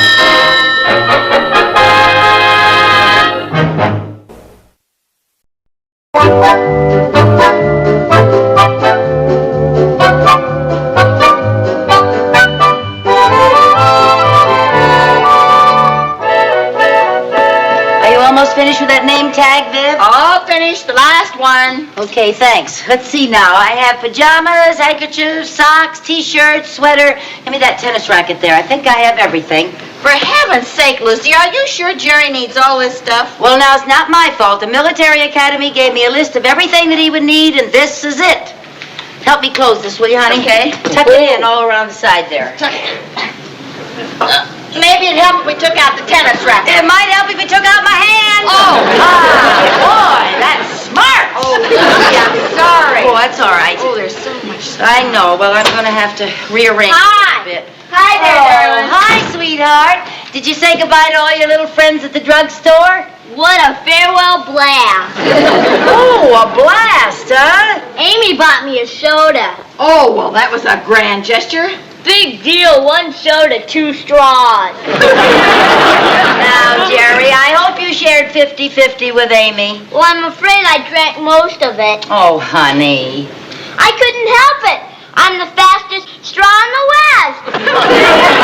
Fastest straw in the West. Well, I hope you're the fastest dresser in the West because Colonel Anderson's going to be here to pick you up. Now, hurry up there. Let me rearrange some of this stuff, Okay. Viv. You know, going to military academy is going to be just wonderful for Jerry. It sure is. I'm so glad you decided to send him. Well, he needs male companionship. You know, around here he's with women all the time. And at Long Ridge Academy, he's going to be completely surrounded by men. Ooh, I wonder if they'd let me enroll as a cadet. Let's give this another try here now. Mom? Yes, dear. Is Jerry left yet? No, he's upstairs putting on his uniform. Oh, good. I was afraid I wouldn't get to say goodbye. Dear. Oh, Lucy, this suitcase is a lost cause. Come on now, give it a try. Press down there. How do I look, Mom? Oh, Jerry! Oh, Jerry, you look sensational. Why, you look just like a real soldier, doesn't he, Lucy? Yeah, a real soldier. You look so grown up. Yeah. Oh, you look so handsome in your uniform. Oh, you'll have to have your picture taken, so I'll have it here to look at while you're gone. Oh. Oh, that must be Colonel Anderson. Oh, don't let him in. Well, what's he doing here? You know perfectly well what he's doing here. He's taking Jerry to military academy so he'll have male companionship and get him away from women. Well, what's wrong with women all of a sudden? Oh, Lucy. Cadet Carmichael? Hi, Colonel Anderson. At Long Ridge Academy, when we address an officer, we say, yes, sir, and salute. Yes, sir. Now, you get your gear ready, and we'll be moving out. Yes, sir. Gear? Moving out? Oh, Mrs. Carmichael, nice seeing you again. Nice seeing me again. Oh, I'm Mrs. Bagley, her friend, Mrs. Carmichael's friend. Mrs. Bagley, Mrs. Carmichael's friend. How do you do, Colonel? And this is Jerry's sister. How do you do, sir? Yeah. Chrissy? Well, we'd better be hurrying along. Are you ready, Cadet Carmichael? Not quite sure. I'm having trouble closing my suitcase. Yes, we've had a lot of trouble closing that suitcase. I tell you what, I'll go out tomorrow and buy him a larger suitcase, and I'll bring him up to the academy myself tomorrow. That won't be necessary, Mrs. Carmichael. I've had years of experience with this sort of thing. Allow me. You see, too much gear, not enough suitcase. Now look, I'll go out and buy him a larger suitcase tomorrow, really I will, and I'll bring him up to the academy first thing tomorrow, or the day after, depending how long it takes to get that monogrammed. I'm sure I can manage. This suitcase will close if it knows what's good for it. After all, I'm the colonel.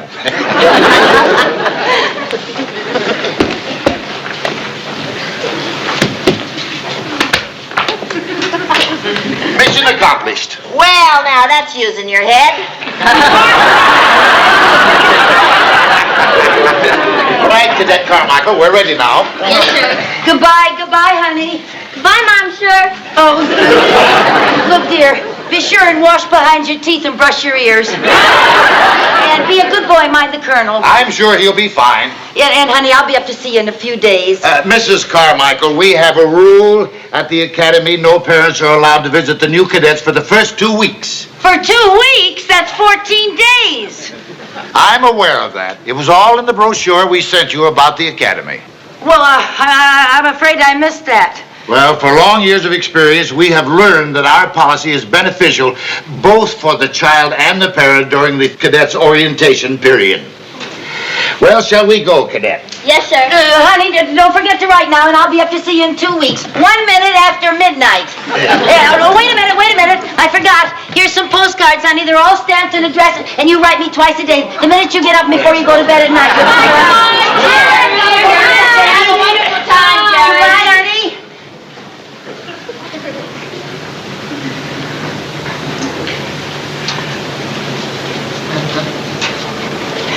I've lost my baby!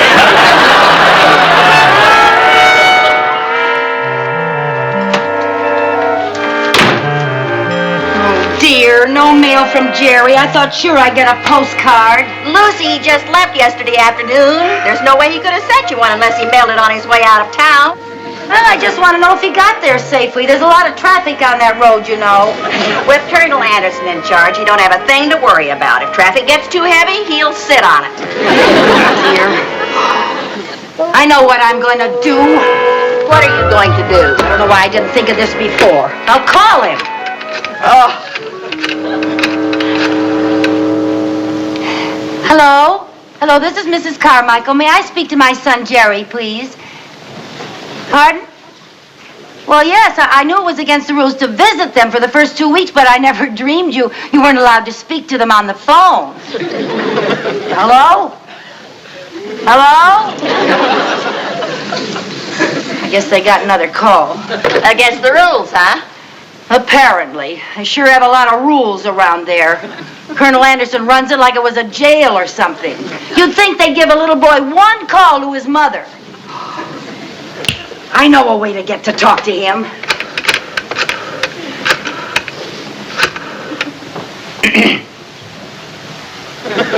Long Ridge Military Academy. This is long distance. I have a call for Jerry Carmichael from Long Beach, California. I have my party on the line. Go ahead, Long Beach. Hello, this is Abigail Carmichael, Jerry's 99-year-old great-grandmother. I was wondering if I could speak to the little nipper. Against the rules. Well, at my age, I don't pay attention to rules. Rules, push, tush. So, young man, if you'll just skedaddle and put my great-grandson on the line, I'd appreciate it. Well, the same to you, Corporal. Now, how did he know that was me? Oh, look, Lucy, you might as well be patient, and in 2 weeks you can go up to the school and spend a whole afternoon with Jerry. 2 weeks is such a long time. What if he's changed so much I don't recognize him? I could spend the whole afternoon with the wrong boy.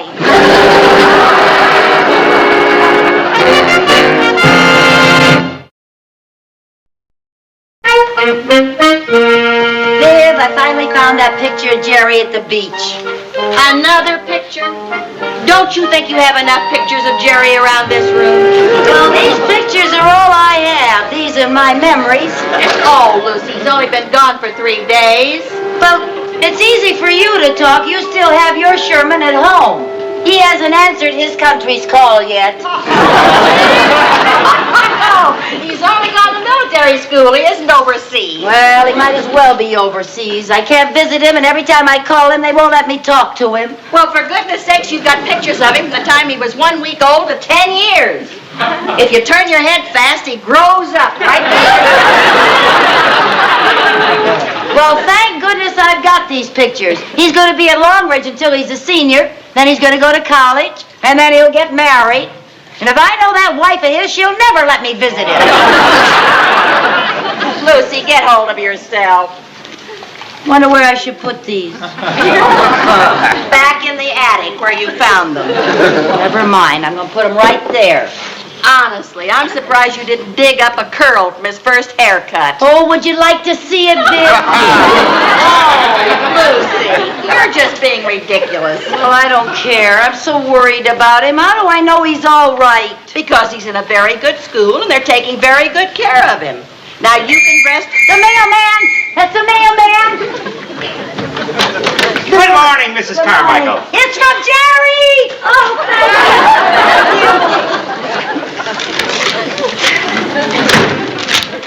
Dear Mom. Dear Mom, he still remembers me. They blow the bugle at 6:30 and we have to get up. I eat everything on my plate. Say hello to everybody. Having a wonderful time. Your son, Jerry. See? What did I tell you? You have nothing to worry about. Nothing to worry about. That's what you think. I can read between the lines. What do you mean between the lines? They blow the bugle at 6:30 and he has to get up. Has to get up. He doesn't want to get up. You know that. He likes to stay in bed and hide under the covers. He hates it there. Oh, Lucy. And get this.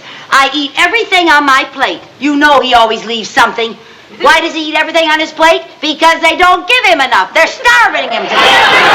Oh, come now. Look at this. Having a wonderful time. Now, what comes after having a wonderful time? A period. I don't mean that. I mean the expression, having a wonderful time. What comes after that? Wish you were here. He wishes I were there. That's what. And you know why? Because the poor little darling is homesick, sleepy, and half crazed with hunger. Oh, now, if he felt like that, don't you think he would tell you? How could he? He wouldn't dare tell me the truth because of military censorship. Oh, Lucy. I'm going up to that academy right now. Now, remember the rule. You can't visit a cadet for 2 weeks. Vivian, my place is with my son in the trenches.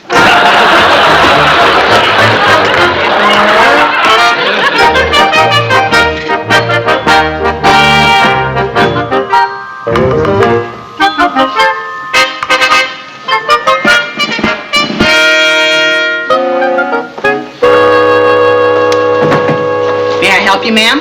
I'd like to see Colonel Anderson, please. I'm Mrs. Carmichael. Yes, ma'am. Won't you have a seat? Oh, thank you, sir. Colonel Anderson, sir? I'm Mrs. Carmichael to see you. Yes, sir. He'll be right out, ma'am. Thank you, sir.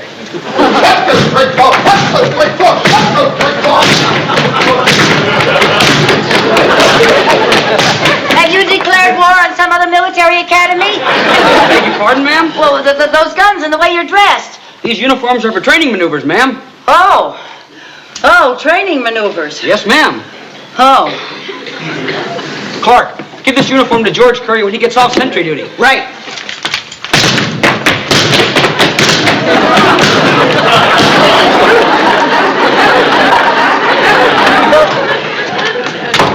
At ease. Well, Mrs. Carmichael. Oh, Colonel Anderson, how are you, sir?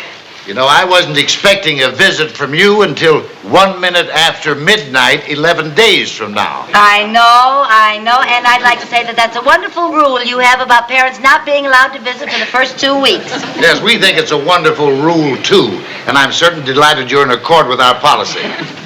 So what are you doing here now? Oh, well, believe me, sir, I would not be here unless this was a very special occasion. You see, it's little Jerry's birthday, and he and I always celebrate together. How sweet. Yes, and I brought a very large cake so he can share with his fellow cadets. So if you'll just show me where his room is, I'll just run in and light the candles on the cake and cut the cake and pass the paper hats and pin the tail on the donkey and run right out again. Well, that is really a delightful idea, and I would be in accord with it except for one thing. Oh, what's that, sir? According to your son's application, his birthday was 3 weeks ago. 3 weeks ago? Yes. Oh, dear. Well, if his birthday was 3 weeks ago and I missed it, then I've got to take him the cake so that he knows that his mommy didn't forget him completely. Now, Mrs. Carmichael, there's no use with going on with this. Both you and I know why you're here. So give me the cake and I will see that Jerry and his friends get it. But you don't know what it's like being separated from your only son for the first time. You don't know what we mothers go through. You don't know what I go through because of what you mothers go through. you mean by that? Cadet Clark. Yes, sir.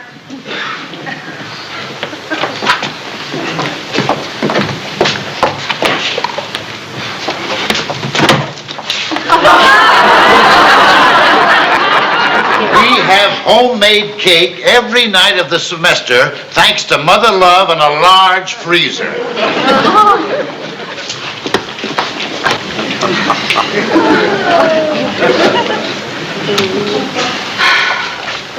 Cadet Clark. Yes, sir. Will you please show Mrs. Carmichael to the gate? The gate, sir? Yes, the gate. Yes, sir.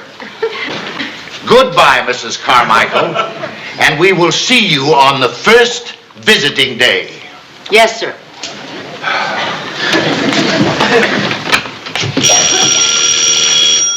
Pardon me a moment, ma'am.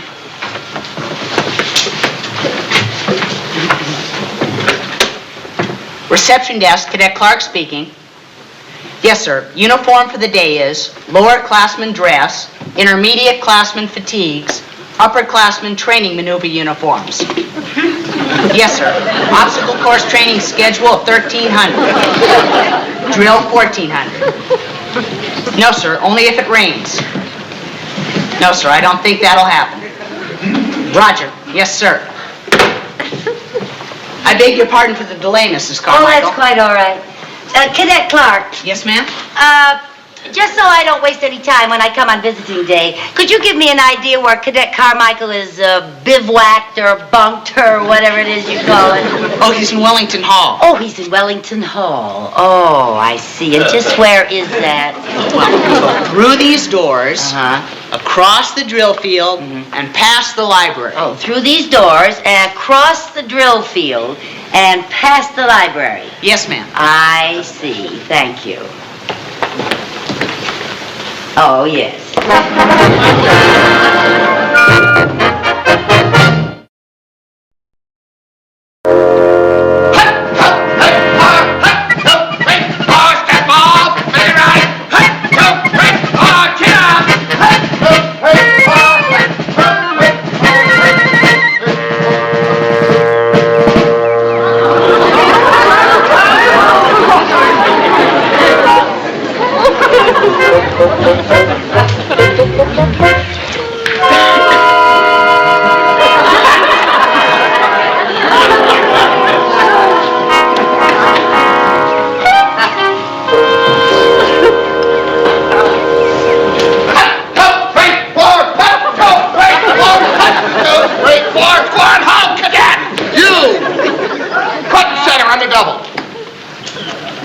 Shouldn't you be in class? No, sir. I've never seen you before. No, sir. Oh, you must be that transfer from Rockingham. Transfer from Rockingham. Yes, and your name is Cadet Cosgrove. Cosgrove. Well, fall in, Cadet Cosgrove. Over there. Left, face. Over there on the end of the line, Cosgrove. Now, you know, men, your parents have asked us to make you complete soldiers. Cosgrove! Chin in! Shoulders back! Stomach in! Eyes front! Now today, we'll practice assembling rifles. And I want it done under the 35-second record. Yahoo! How was that again? Yahoo!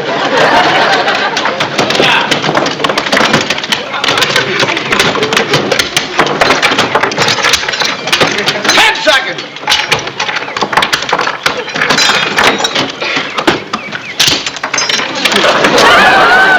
20 seconds. 25 seconds. And fall in an inspection arm.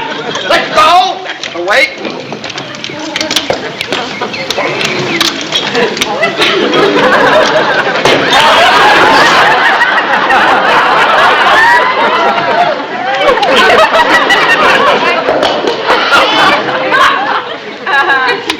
We will now proceed to the obstacle course. Left shoulder, hands, right, face, forward, hedge. Cosgrove!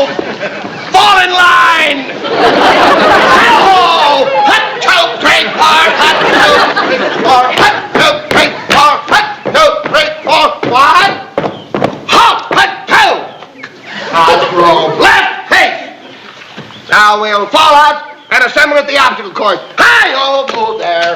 Cadet Thornton will illustrate to you how to run the obstacle course. Are you ready, Cadet Thornton? Hit it! Go! 1, 2, on the double. Everything on the double. Swing there, boy. Swing fast there. That's it. Now, up and over. That's the way. Do that. Right there. Go. Go there, then. Very good, Cadet Thornton. Now, in this order, Blake, Kelly, Cosgrove, Snyder, Altman. Hit it! Go! What?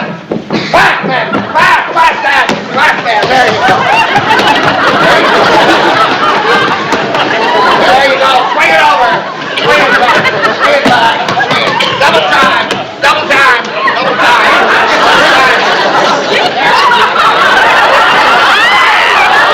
What are you doing up there? Is this what they taught you at Rockingham? Get him down here. Come on, Blake and Kelly. Get him down. Come on now. On the double, men. Up and over. Up and over. Up and over. Over, Cosgrove. Over. Over, Cosgrove. All right, Blake. Hit the pipe. Go fast, man. Cosgrove. Hit the pipe. Go there. All right. Kelly. Hit the pipe. Come on, then now. Fast, fast. Speed is the essential thing. Speed is the...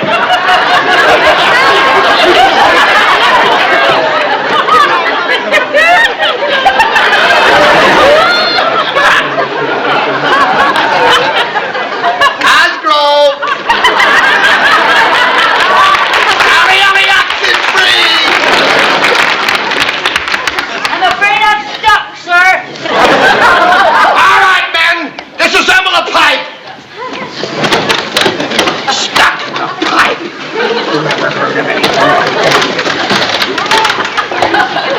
All right, now. Come on, get out of there, Cosgrove. Still stuck, sir. All right. Stand him upright. All right, now get out of there, Cosgrove. Still stuck, sir. All right. Inhale.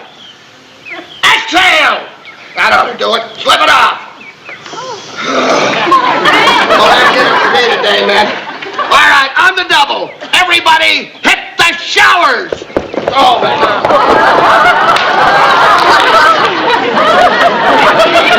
Cosgrove, I said go to the showers. Well, I just don't feel like it, sir. What do you mean you don't feel like it? That's an order. I just don't feel dirty today. Why, that's right. Insubordination. You report to the colonel's office immediately. Yes, sir. 1, 2, 3, 4. 1, 2, 3, 4. 1, 2, 3, 4. 1, 2, 3. Jerry. Oh, wrong Jerry. Jerry, baby. Jerry, baby, it's me. How are you, honey? How are you? How've you been? I missed you so. Beg pardon, sir? It's me, Mommy. Mom, what are you doing here and why are you dressed like Oh, that? honey, I missed you so I just had to see you. This is the only way I could get into the academy. Gosh, I missed you too, Mom. Oh, did you, baby? And I miss Sherman and Aunt Viv. I even miss my dumb old sister. Really, honey? To tell you the truth, I don't think I should be sent away to school until I'm more emotionally secure. At ease, men. I heard what you said about not being quite ready for Long Ridge, and I agree. Oh, yes. That's right. We have to think of his emotional insecurity, Colonel. Well, I wasn't thinking of his as much as I was thinking of yours, Mrs. Carmichael. Now, why don't you two gather your gear and trot along home and come back and see us in, maybe a couple of years? Oh, Colonel Addison, you act stern and gruff, but inside you're just a big old cuddly honey bear. What? Sir? Attention! Right, face. Forward, hunch. 1, 2, 3, 4, hunch.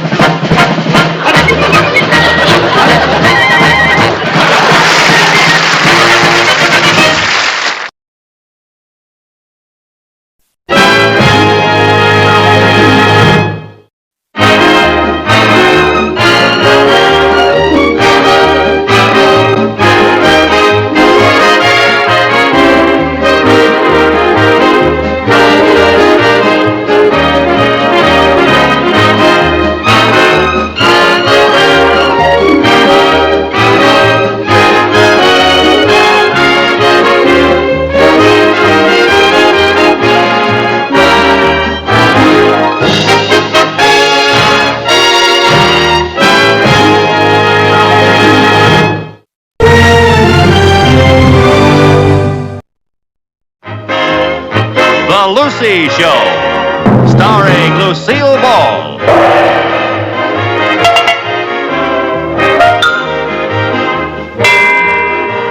Co-starring Vivian Vance.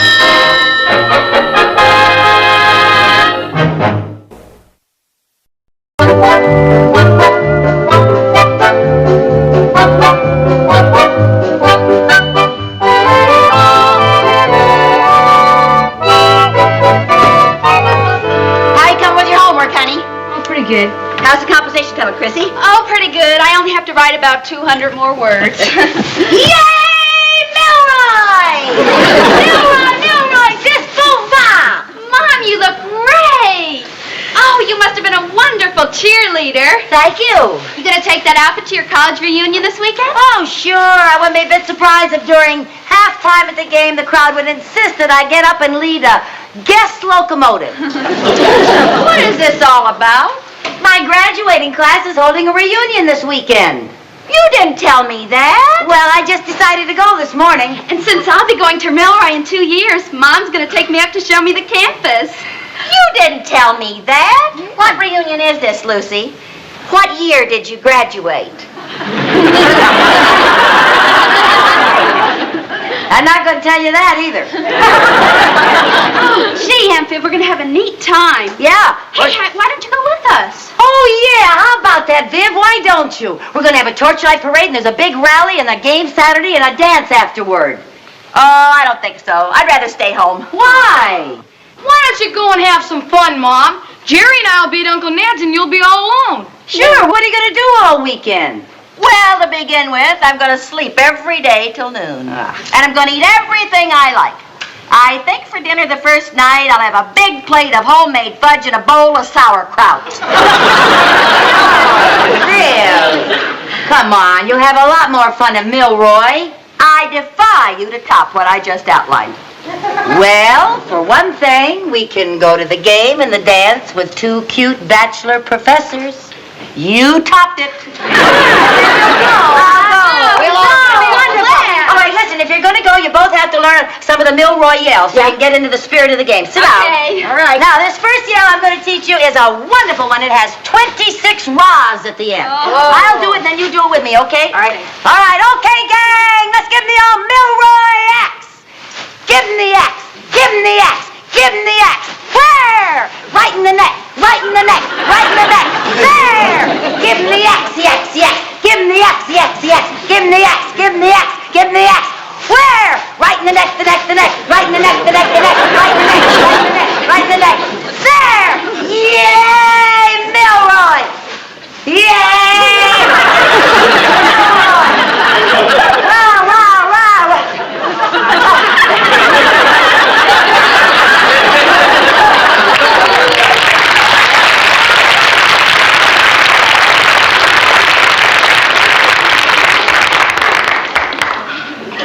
There's about 26 more rahs. Oh, girl. If they ask you to lead a yell, you'll be the first cheerleader ever carried off of the field on a stretcher.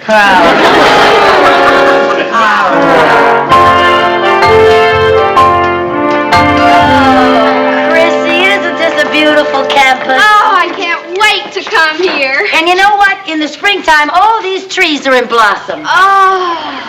And see, honey, right over there is where I lived on campus my last year. That's the Senior Women's Hall. I lived in the East Wing. Excuse me, Mrs. Carmichael. Yeah? That's not the Senior Women's Hall anymore. Oh? No, it's a men's dorm. Oh. Sounds like you left school too soon, Lucy.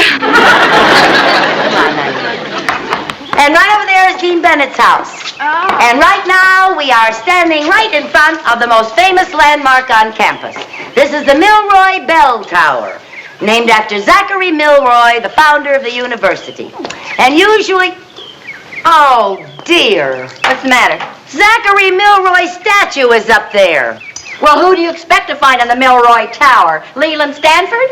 No, I mean at homecoming, the statue is always stolen by one of the dorms. It's tradition. Hey, How come you haven't already swiped him? What's happened to your old dorm spirit? Oh, Dean Bennett clamped down again this year. He said stealing Zachary is out. Oh, he says that every year. He never means it. Oh, he sounded like he meant it this time. Well, he sounds like he means it every time. Look, this is your chance. Go on, get him. We'll stand guard. You can help him, Chris. Okay. Go ahead. Hey, wait a minute. What? Where are we going to hide him? Oh, the campus police are all over the place. Yeah, I know. Good spots are hard to find. Let me think now. I got it. Under the porch of the journalism building. That's where I hid him when I was a senior. No, the journalism building was torn down the year after you left. Oh. What year was that, honey? I know where we can hide him. In the closet in our room at the dorm. They'll never suspect an old grad of being in on this. Oh, that's a great idea. Come on, let's go. Okay. Now be careful. Yeah, we will. Take it easy now. All right. Now, Lucy, do you think you should be encouraging this? Oh, Viv, it's tradition. You have got to steal Zachary and hide him and then sneak him back without having the campus patrol catch you. Why? Because that's part of the tradition. Oh. Well, what if the campus police discover that hot founder in our closet? Oh, nobody ever really tries to catch you. The campus police always look the other way. Well, if nobody really cares and you aren't in any danger of being caught, what's the point of stealing old Zach in the first place? It's tradition.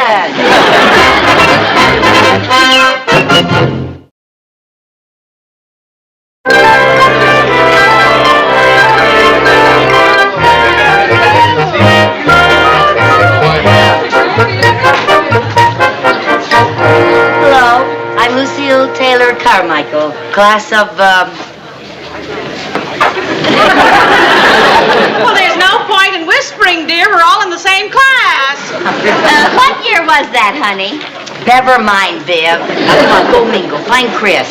Okay. We decided to use name tags just in case we couldn't remember who we were after so many years. Well, I'll recognize everybody. After all, it hasn't been that long. Cuddles Conrad.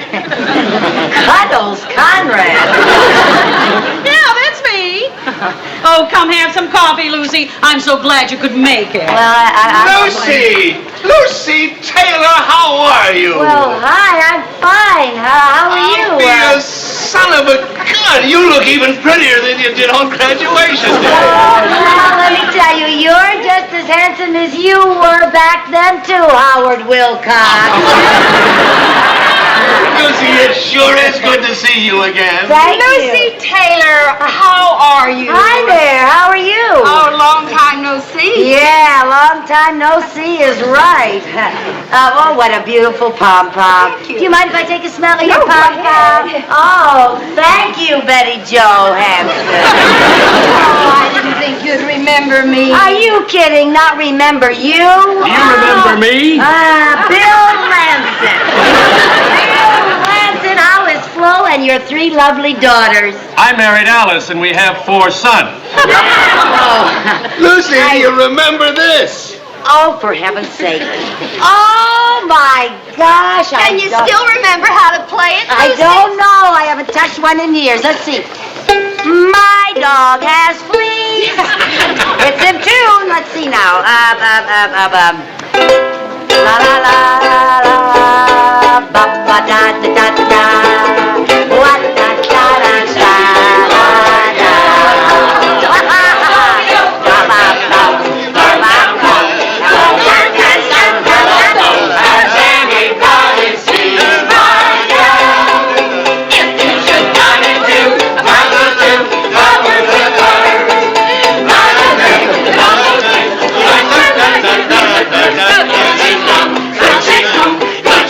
Has anybody seen my girl? Has anybody seen my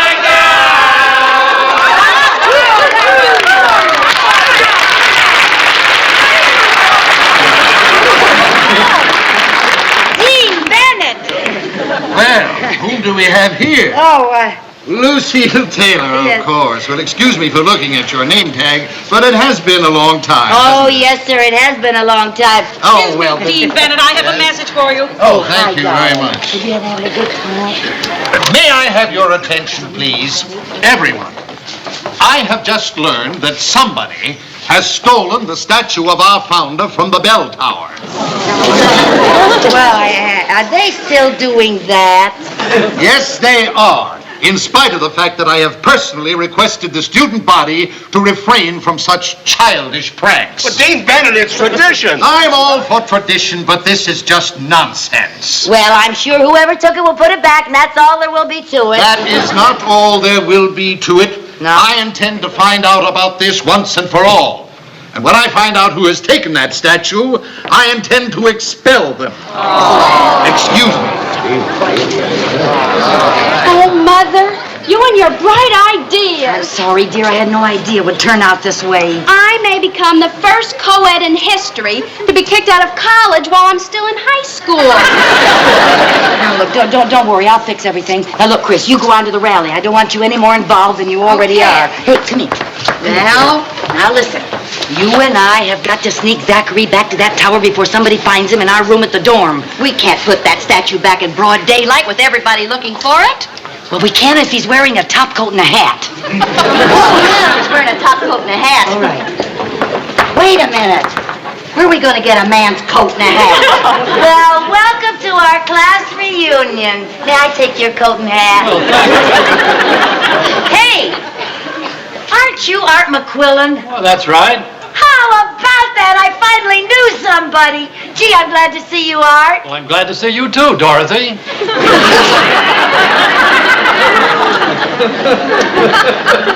Come on, Sam.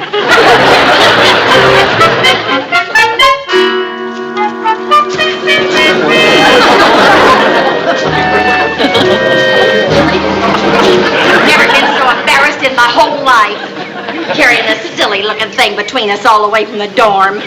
Nobody thought a thing about it. They assumed he was an old grad who started celebrating homecoming a little early. Well, I wish this old grad hadn't gotten so portly through the years. He weighs a ton. Oh, come on. Remember, we're doing this for Chris. Oh, if you really wanted to do something for Chris, you'd have kept your mouth shut. Oh, dear. Stop grumbling. Let's just get him inside, for heaven's sake. Come on, listen. Hi, Lucy. Oh, hi, Howard. Lucy, aren't you going to the rally? Oh, yeah, in a few minutes. I got to take care of my friend. I'm afraid he started celebrating our victory ahead of time. Can I help you with him? No. His wife and I can handle him. We'll see you at the rally.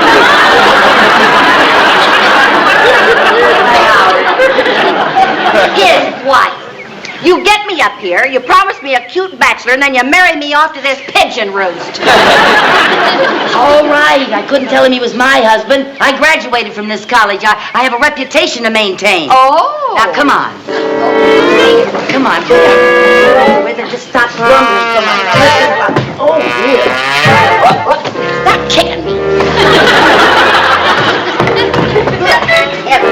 Wait a minute, I'll get the door open. Wait a minute, Viv. All right. Go ahead. Go first. Yes. Come on, Jack, old boy.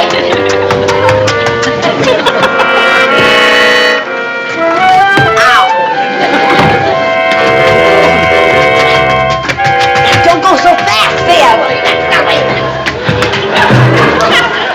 Heavens. Okay, I'll take his hat and coat off.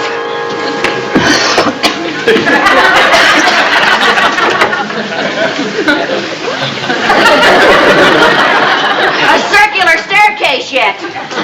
Come on, let's go. All right, now you get a hold of the head. All right. And then I'll lift up the back. You got it? Yeah, I got it. Okay, go ahead. All right. Up you go. I just can't do it, Lucy. You know I'm afraid of height. Afraid of heights? You're only on the first step. Well, don't think just because you got me going backwards, I don't know that there's 4 more flights up there. Oh, come on. Now, you know me and my acrophobia. Viv, do you have any idea what it's like to have a best friend who's a neurotic? Well, you get yourself another best friend, and you'll make me the happiest neurotic in the world. Come on, let's go, huh? Well, now, maybe turn him. Let's see. That's not going to work. That's it. Oh. All right. Ready?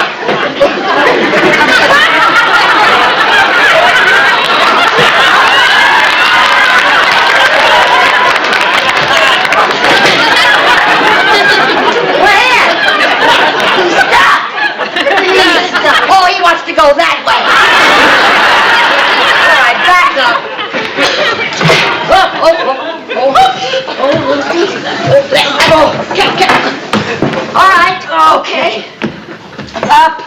Raise him up, Viv. Oh.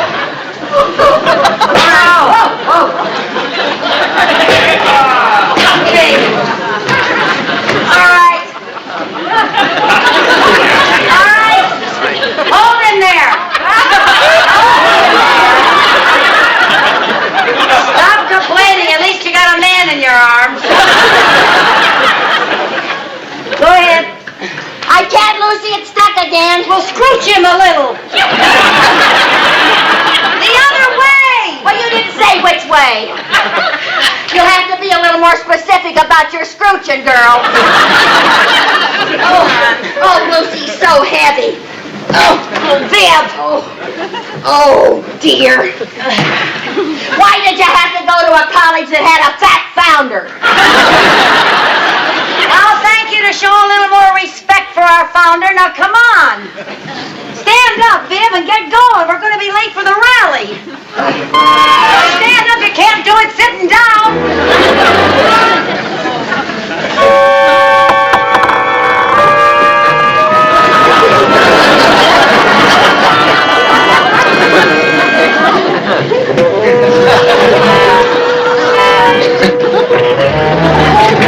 Hold on now, Lucy. Take it up there yourself, Bert. Wait a minute now. Let's go sideways.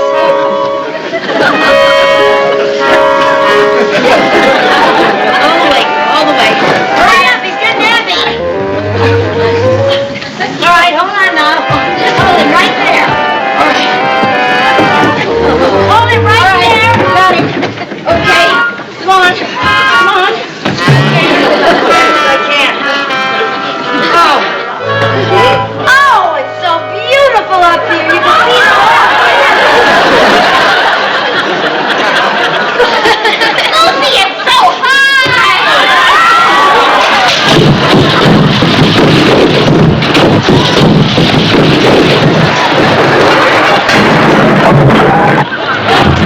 Why did you do that? Don't yell at me. I'll just bet he's broken in a million pieces. I hope he is. Come on, let's go get him. You mean we have to go all the way down there and bring him all the way back up here again? Of course we do, and we better hurry up. Now, come on, it's almost 11 o'clock. You want me to hurry back up those stairs? Yes, I do. I want to get to the rally. Now, come on. Viv, you had better get down there if you want to meet any cute bachelor professors. Oh, brother. Oh, Lucy, I never thought I'd ever say this, but I almost wish you'd been a dropout.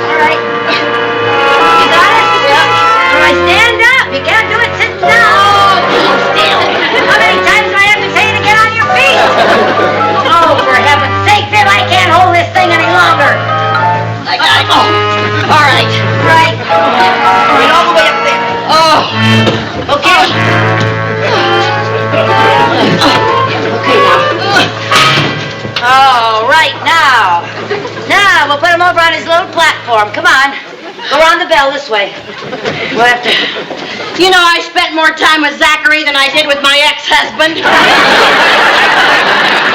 Right here. Yeah? Now, you hold on up here like this. Yeah? And I'll take the seat and put him over the railing. All righty, you got it? Go. Okay, wait a minute. Oh.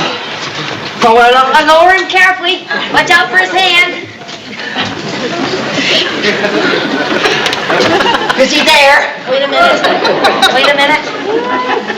Oh. Yeah. Oh.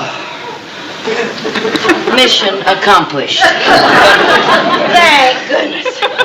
Oh, boy. Come on, let's go to the rally. You think it's still going on? It's almost 12 o'clock, girl. There! What? There's no handle on this door! No handle on the door. Why did you close it? I didn't know there's any handle on the door! Get it open. Oh, here.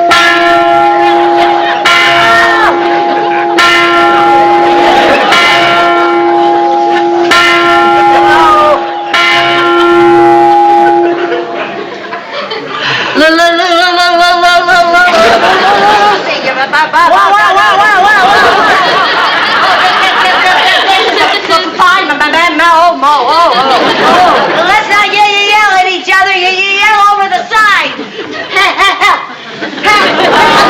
Won't do any good anyway.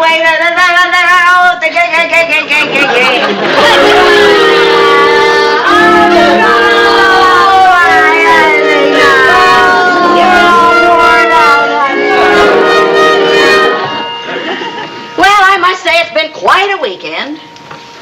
So far, we've missed the rally and the game, and if my luck holds out, we'll probably miss the dance tonight. Oh, now, Viv, we'll get out of here in time for the dance. I don't really care about the dance anymore. I just want to get out of here before New Year's Eve. Hey, there's somebody coming up the steps. You don't. Hooray, we're saved! We're saved. They're coming up the Somebody's steps. coming. Oh, boy, are we glad to see you, Dean Bennett. Lucy, are you okay? Yeah, we're all right.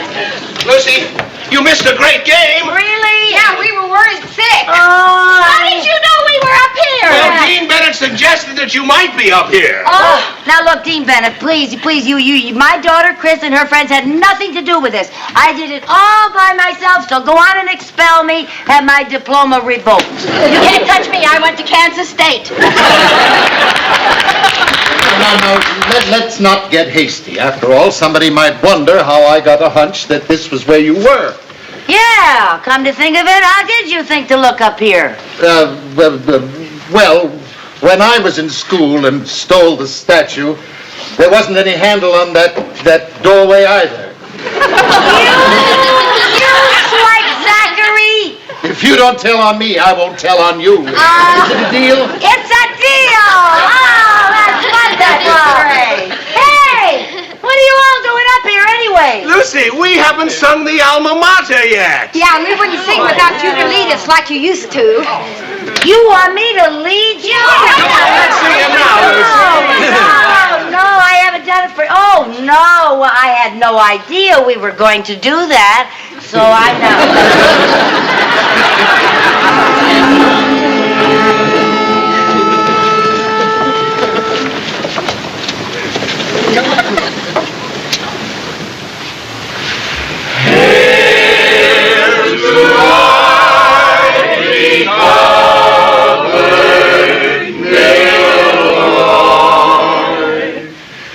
Lift your voice in song.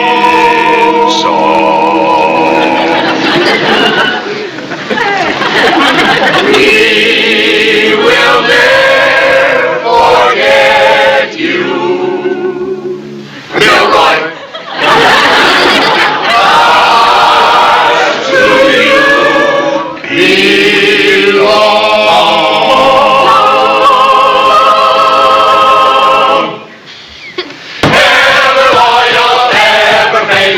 We will be true blue. True blue. Shed a tear for times remembered.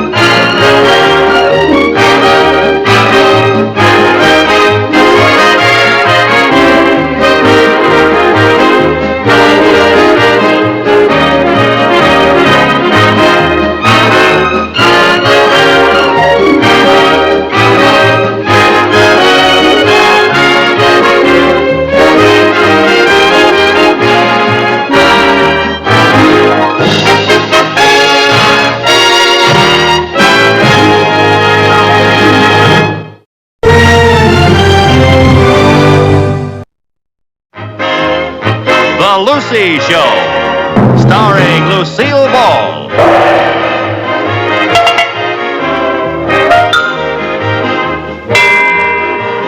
Co-starring Vivian Vance.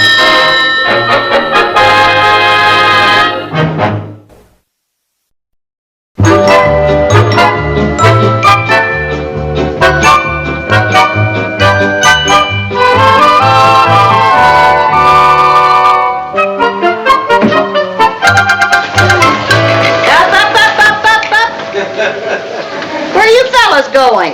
Over to the Y to trap my submarine in the swimming pool. I thought you were going to put that in the bathtub. I tried it, but the bathtub isn't good for submarines. If you ask me, the bathtub isn't good for anything. Gee, look at all the swell puddles. Have fun. Look at all this wild puddle. It's very interesting, you know. They walk all the way to the Y in the pouring rain, stepping in every puddle, and I can't get that kid near a bathtub without a gun in his back. Well, girl, I think I'll go up to my room. It's a great morning for a nice long nap. Well, that's a good idea. Get a lot of sleep so you can stay awake tonight. What does that mean? Means you had one of your nightmares. You talked in your sleep last night. Oh, did I do that again? Yeah, I could hear you all the way down to my room. It was very disturbing. What did I say? I couldn't quite make out. That's what was so disturbing. I'll try to speak up next time. Okay. Ooh, what was that? What was what? Felt like there was water in my head. The roof is leaking again. Oh, for dear. heaven's sake. It'll ruin my new kitchen. Oh. Pull the rug back. Oh, for heaven's sake. Good heavens. Oh, why does the roof have to leak every time it rains? I guess it's because sunshine isn't very leaky. Oh, honestly. Lucy, what are you doing? There's another one. What do you think I'm doing? I'm holding up the ceiling. Oh. Put the bowl over there. Okay, here. I don't understand it. I just had the roof fixed. Maybe some of the shingles blew. Hey, wait a minute, Lucy. How could the roof be leaking between the first and second floor? The bathtub. Sure, must have left the water running. We gotta go turn it off. Oh, honestly. What do you know? You really were holding up the ceiling.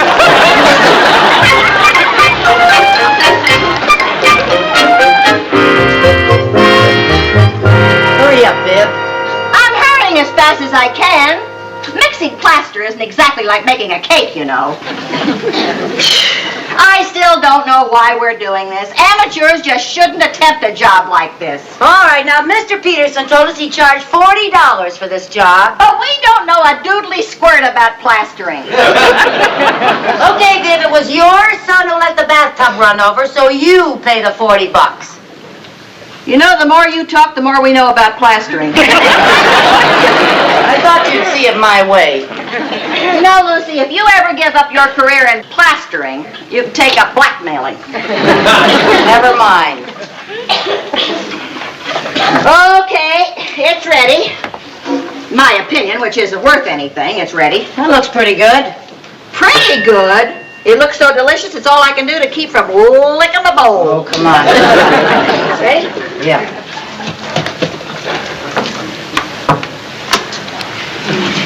Which one of these things do I use? Oh, why don't you just use the biggest one? I don't know.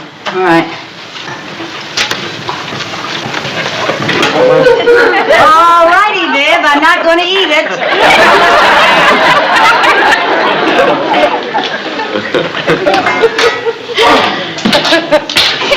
You better keep stirring that or it'll get hard. Oh, Lucy, my arm is tired. Well, you've got to keep stirring. I don't know how much more I'll need. Okay. I'll use your electric mixer. Don't you dare!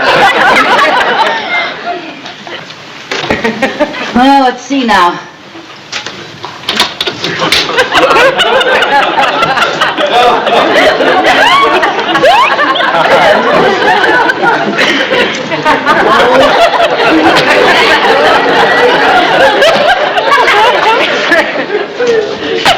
Boy, the floor will never leak. No.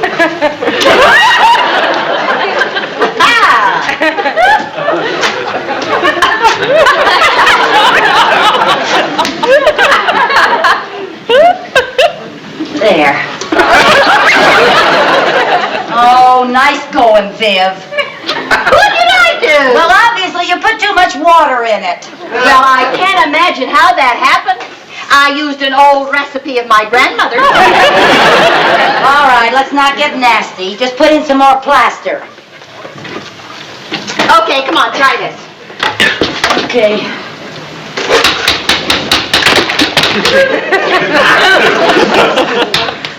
All right. You stir it enough? If I stir it anymore, it'll turn to butter. All right, come on.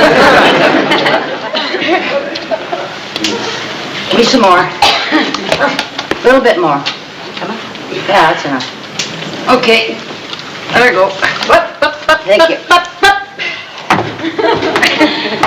Now, that does right. I'm going to turn in my union card. Well, it better be right, girl. Boy, I know why plasters make so much money. They have to take so much abuse.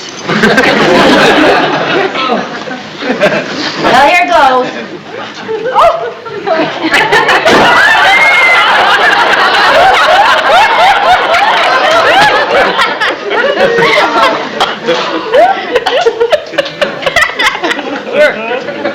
That should do it.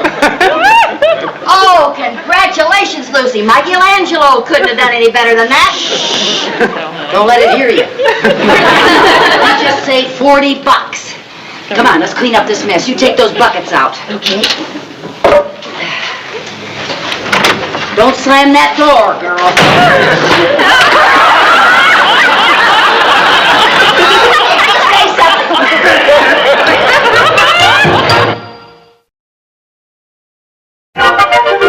Well, there you are. How about that, Mr. Mooney?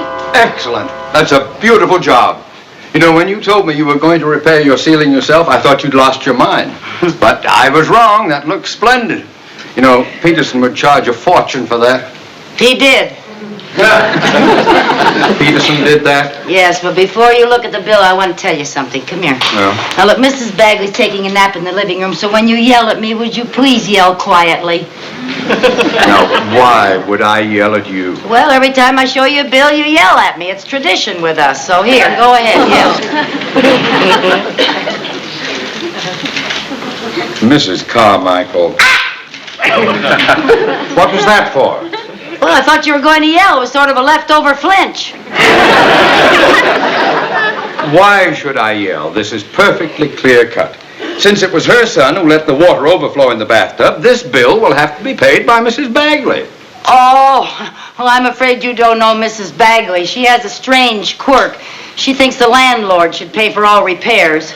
Well, Mrs. Carmichael, I am not going to give you the money out of your trust fund to pay for this bill. Either Mrs. Bagley pays it as she is obligated to do, or you raise her rent. Now, you just go right in there and tell her. Oh, I couldn't do that. Well, somebody's got to tell her. Okay, you go in and tell her and let me know what she says. Very well.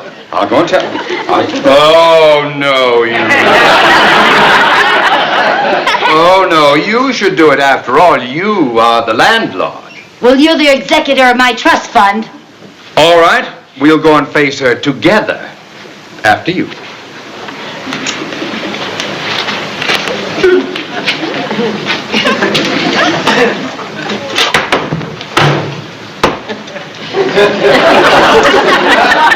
Mrs. Carmichael.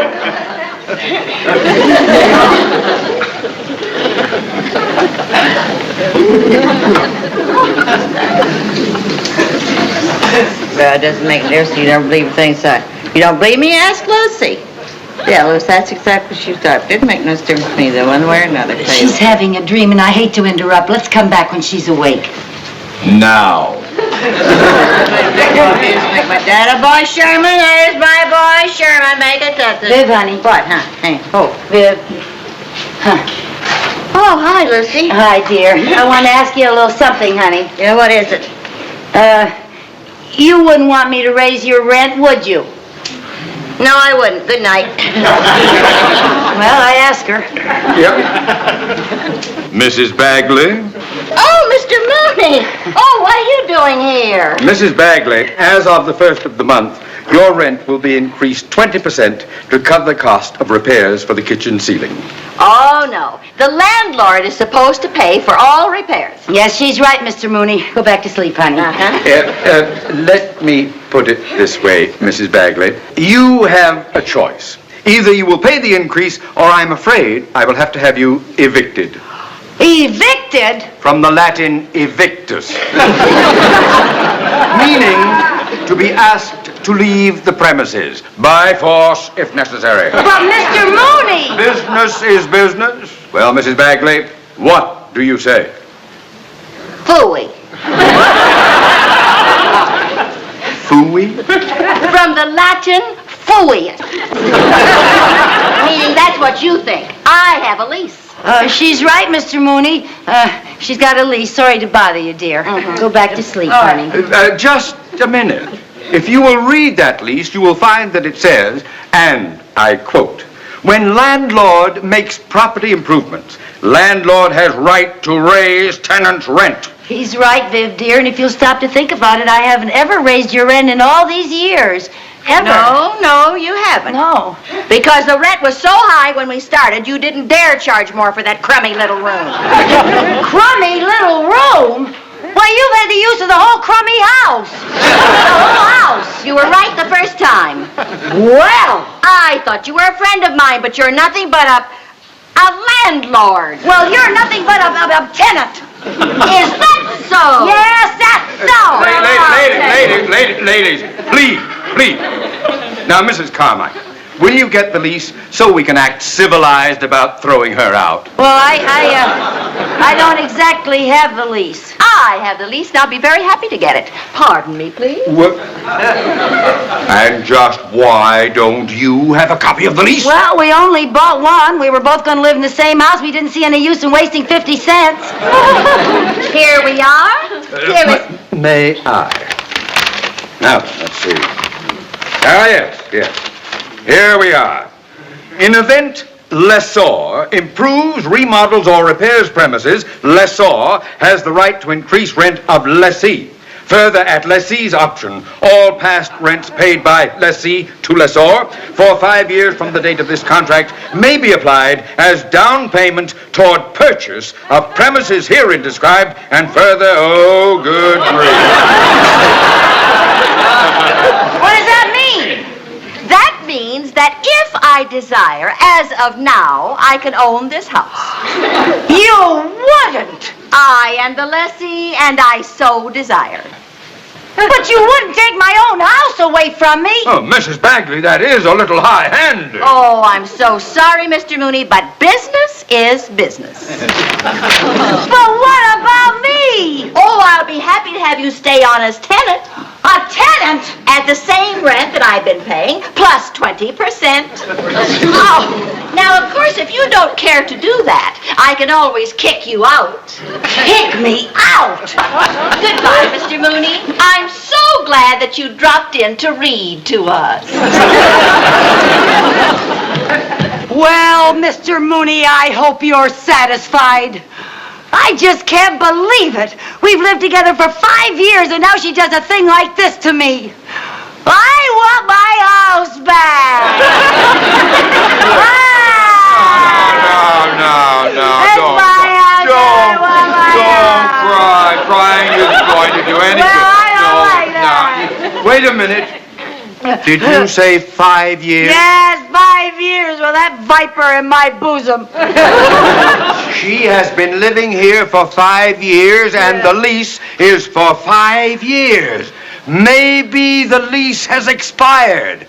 What was the date you signed it? Why, Think. let's see, why, I know it was near somebody's birthday because, we went to the dime store and we went there to buy candles and we saw these leases, so we decided to buy one and sign it so that it would make everything legal, so that even though we're good friends, nothing could ever happen.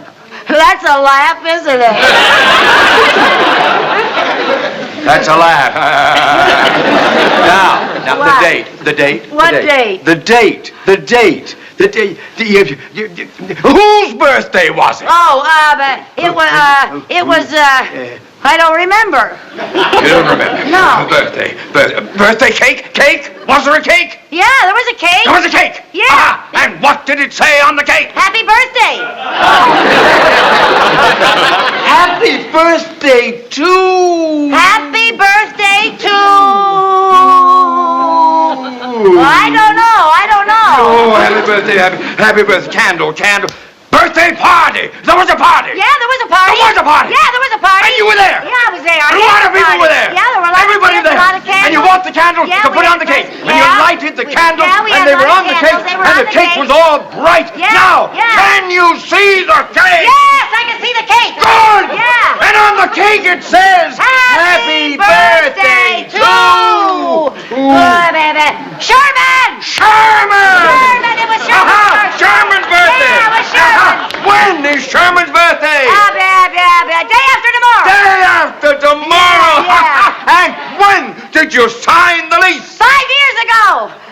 5 years ago. I mean, when did you sign the lease in relation to Sherman's birthday? Oh, it was right after the party. Look, wait. What? Wait, we've got it. What? If Sherman's birthday is day after tomorrow, Yeah. that means the lease is good for 2 more days. Now, if I know Mrs. Bagley, and I'm afraid I'm beginning to, she will be at the escrow department of the bank at 10:01 tomorrow morning, exercising her option. Well, we're not going to let her do that. Well, I'm afraid I can't stop her if she has that lease clutched in her greedy little hands. You mean if she didn't have that lease, she couldn't take my house away? That's right, she wouldn't have any proof. Oh. That is the most evil-sounding oh-ho I have ever heard. Now, there's got to be a way to swipe that lease from her before tomorrow morning. Mrs. Carmichael, swiping is illegal. I don't care. I'm not going to sit by and watch her give Sherman this house for a birthday present. Now, we've got to find a way to get that lease away from her before tomorrow morning. We? Just a minute. I am a man of integrity. You are also the man who got me into this, which, by the way, I never intend to let you forget. We must think of a way.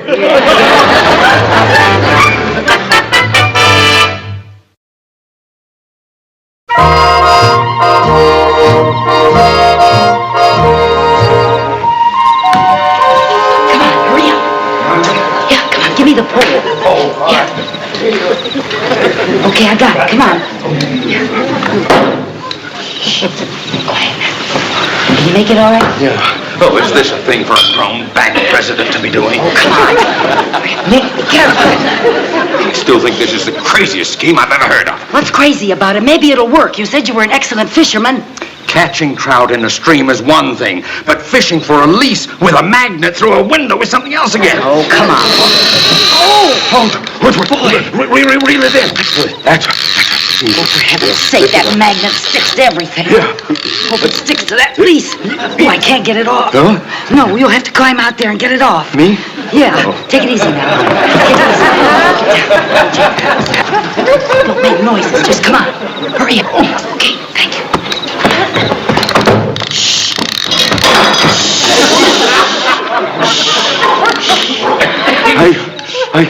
Are you sure she locked her bedroom door? I am positive she put the lease in her pajama pocket, said goodnight with a sneer, and locked the door behind her. Oh, Apparently, she doesn't trust anybody. Look. Are you certain the paper clip is still on the lease? I saw it with my own eyes.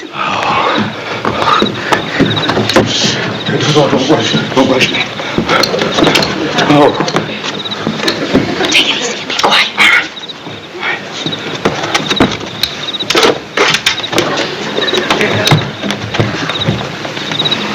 There she is, sleeping like a baby. Yeah, baby viper.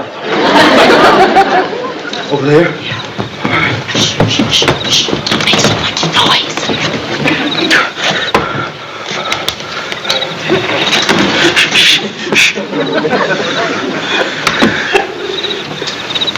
Isaac Walton, forgive me.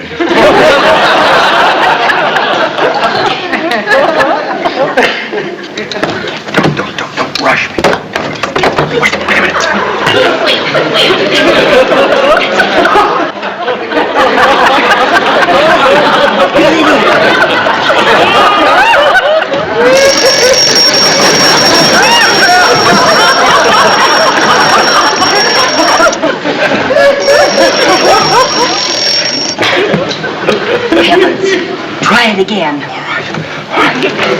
you doing? All right, I will. Get way up and get the lease. Way up. Don't wait, try to.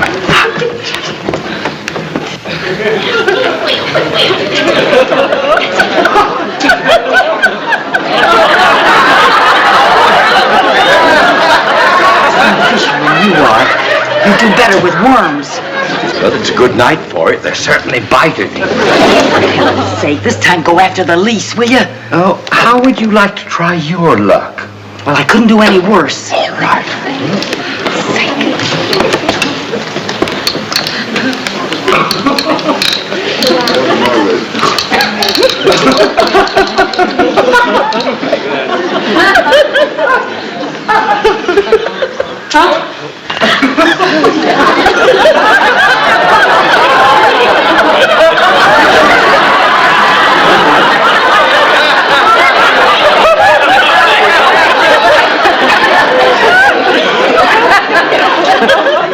Congratulations. You've just caught the season's first striped bifocal.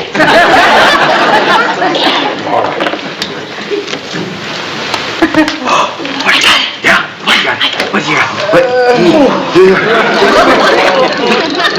You've got to get in there, get that string untangled, and get that lease. Hold on.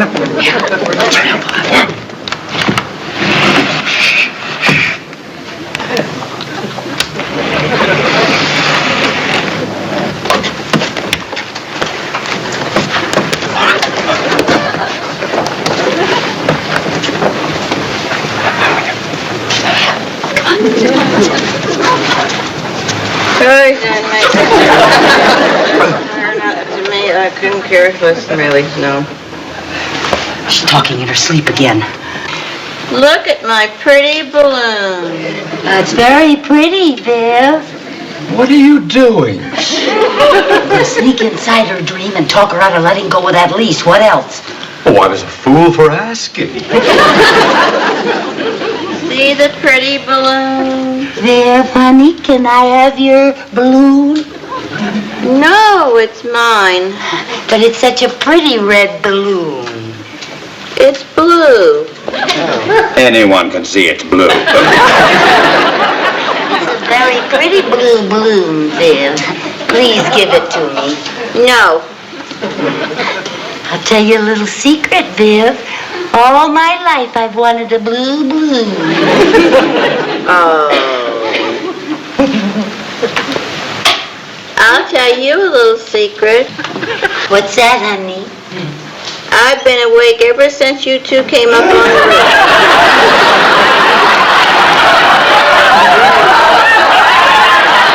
That's a terrible thing to do. What do you mean a terrible thing to do? What about that, huh? How'd that get there? Oh, calm now, Lucy. Well, I was desperate. I was trying to get my house back. I wasn't going to take your house. You're my best friend. I just said that because you were going to evict me. Really? Yes. Oh, I wasn't going to evict you, Viv. No? You're my best friend. But I know that. Ladies, before you exchange friendship rings, don't you think we ought to settle who is going to pay the bill for the kitchen ceiling? We'll split the cost. Okay. Good idea. 3 ways. 3 ways? Yeah, me, Viv, and you. Just a minute. What makes you think that I will pay part of that bill? Because you were the one that got us fighting in the first place. Well, I am not going to pay it. Well, all right. But how will it sound at the bridge club tomorrow when I tell all the girls that the president of our bank was seen crawling through the bedroom window of a certain attractive divorcee at 11 o'clock at night? We'll split it 3 ways. Good night.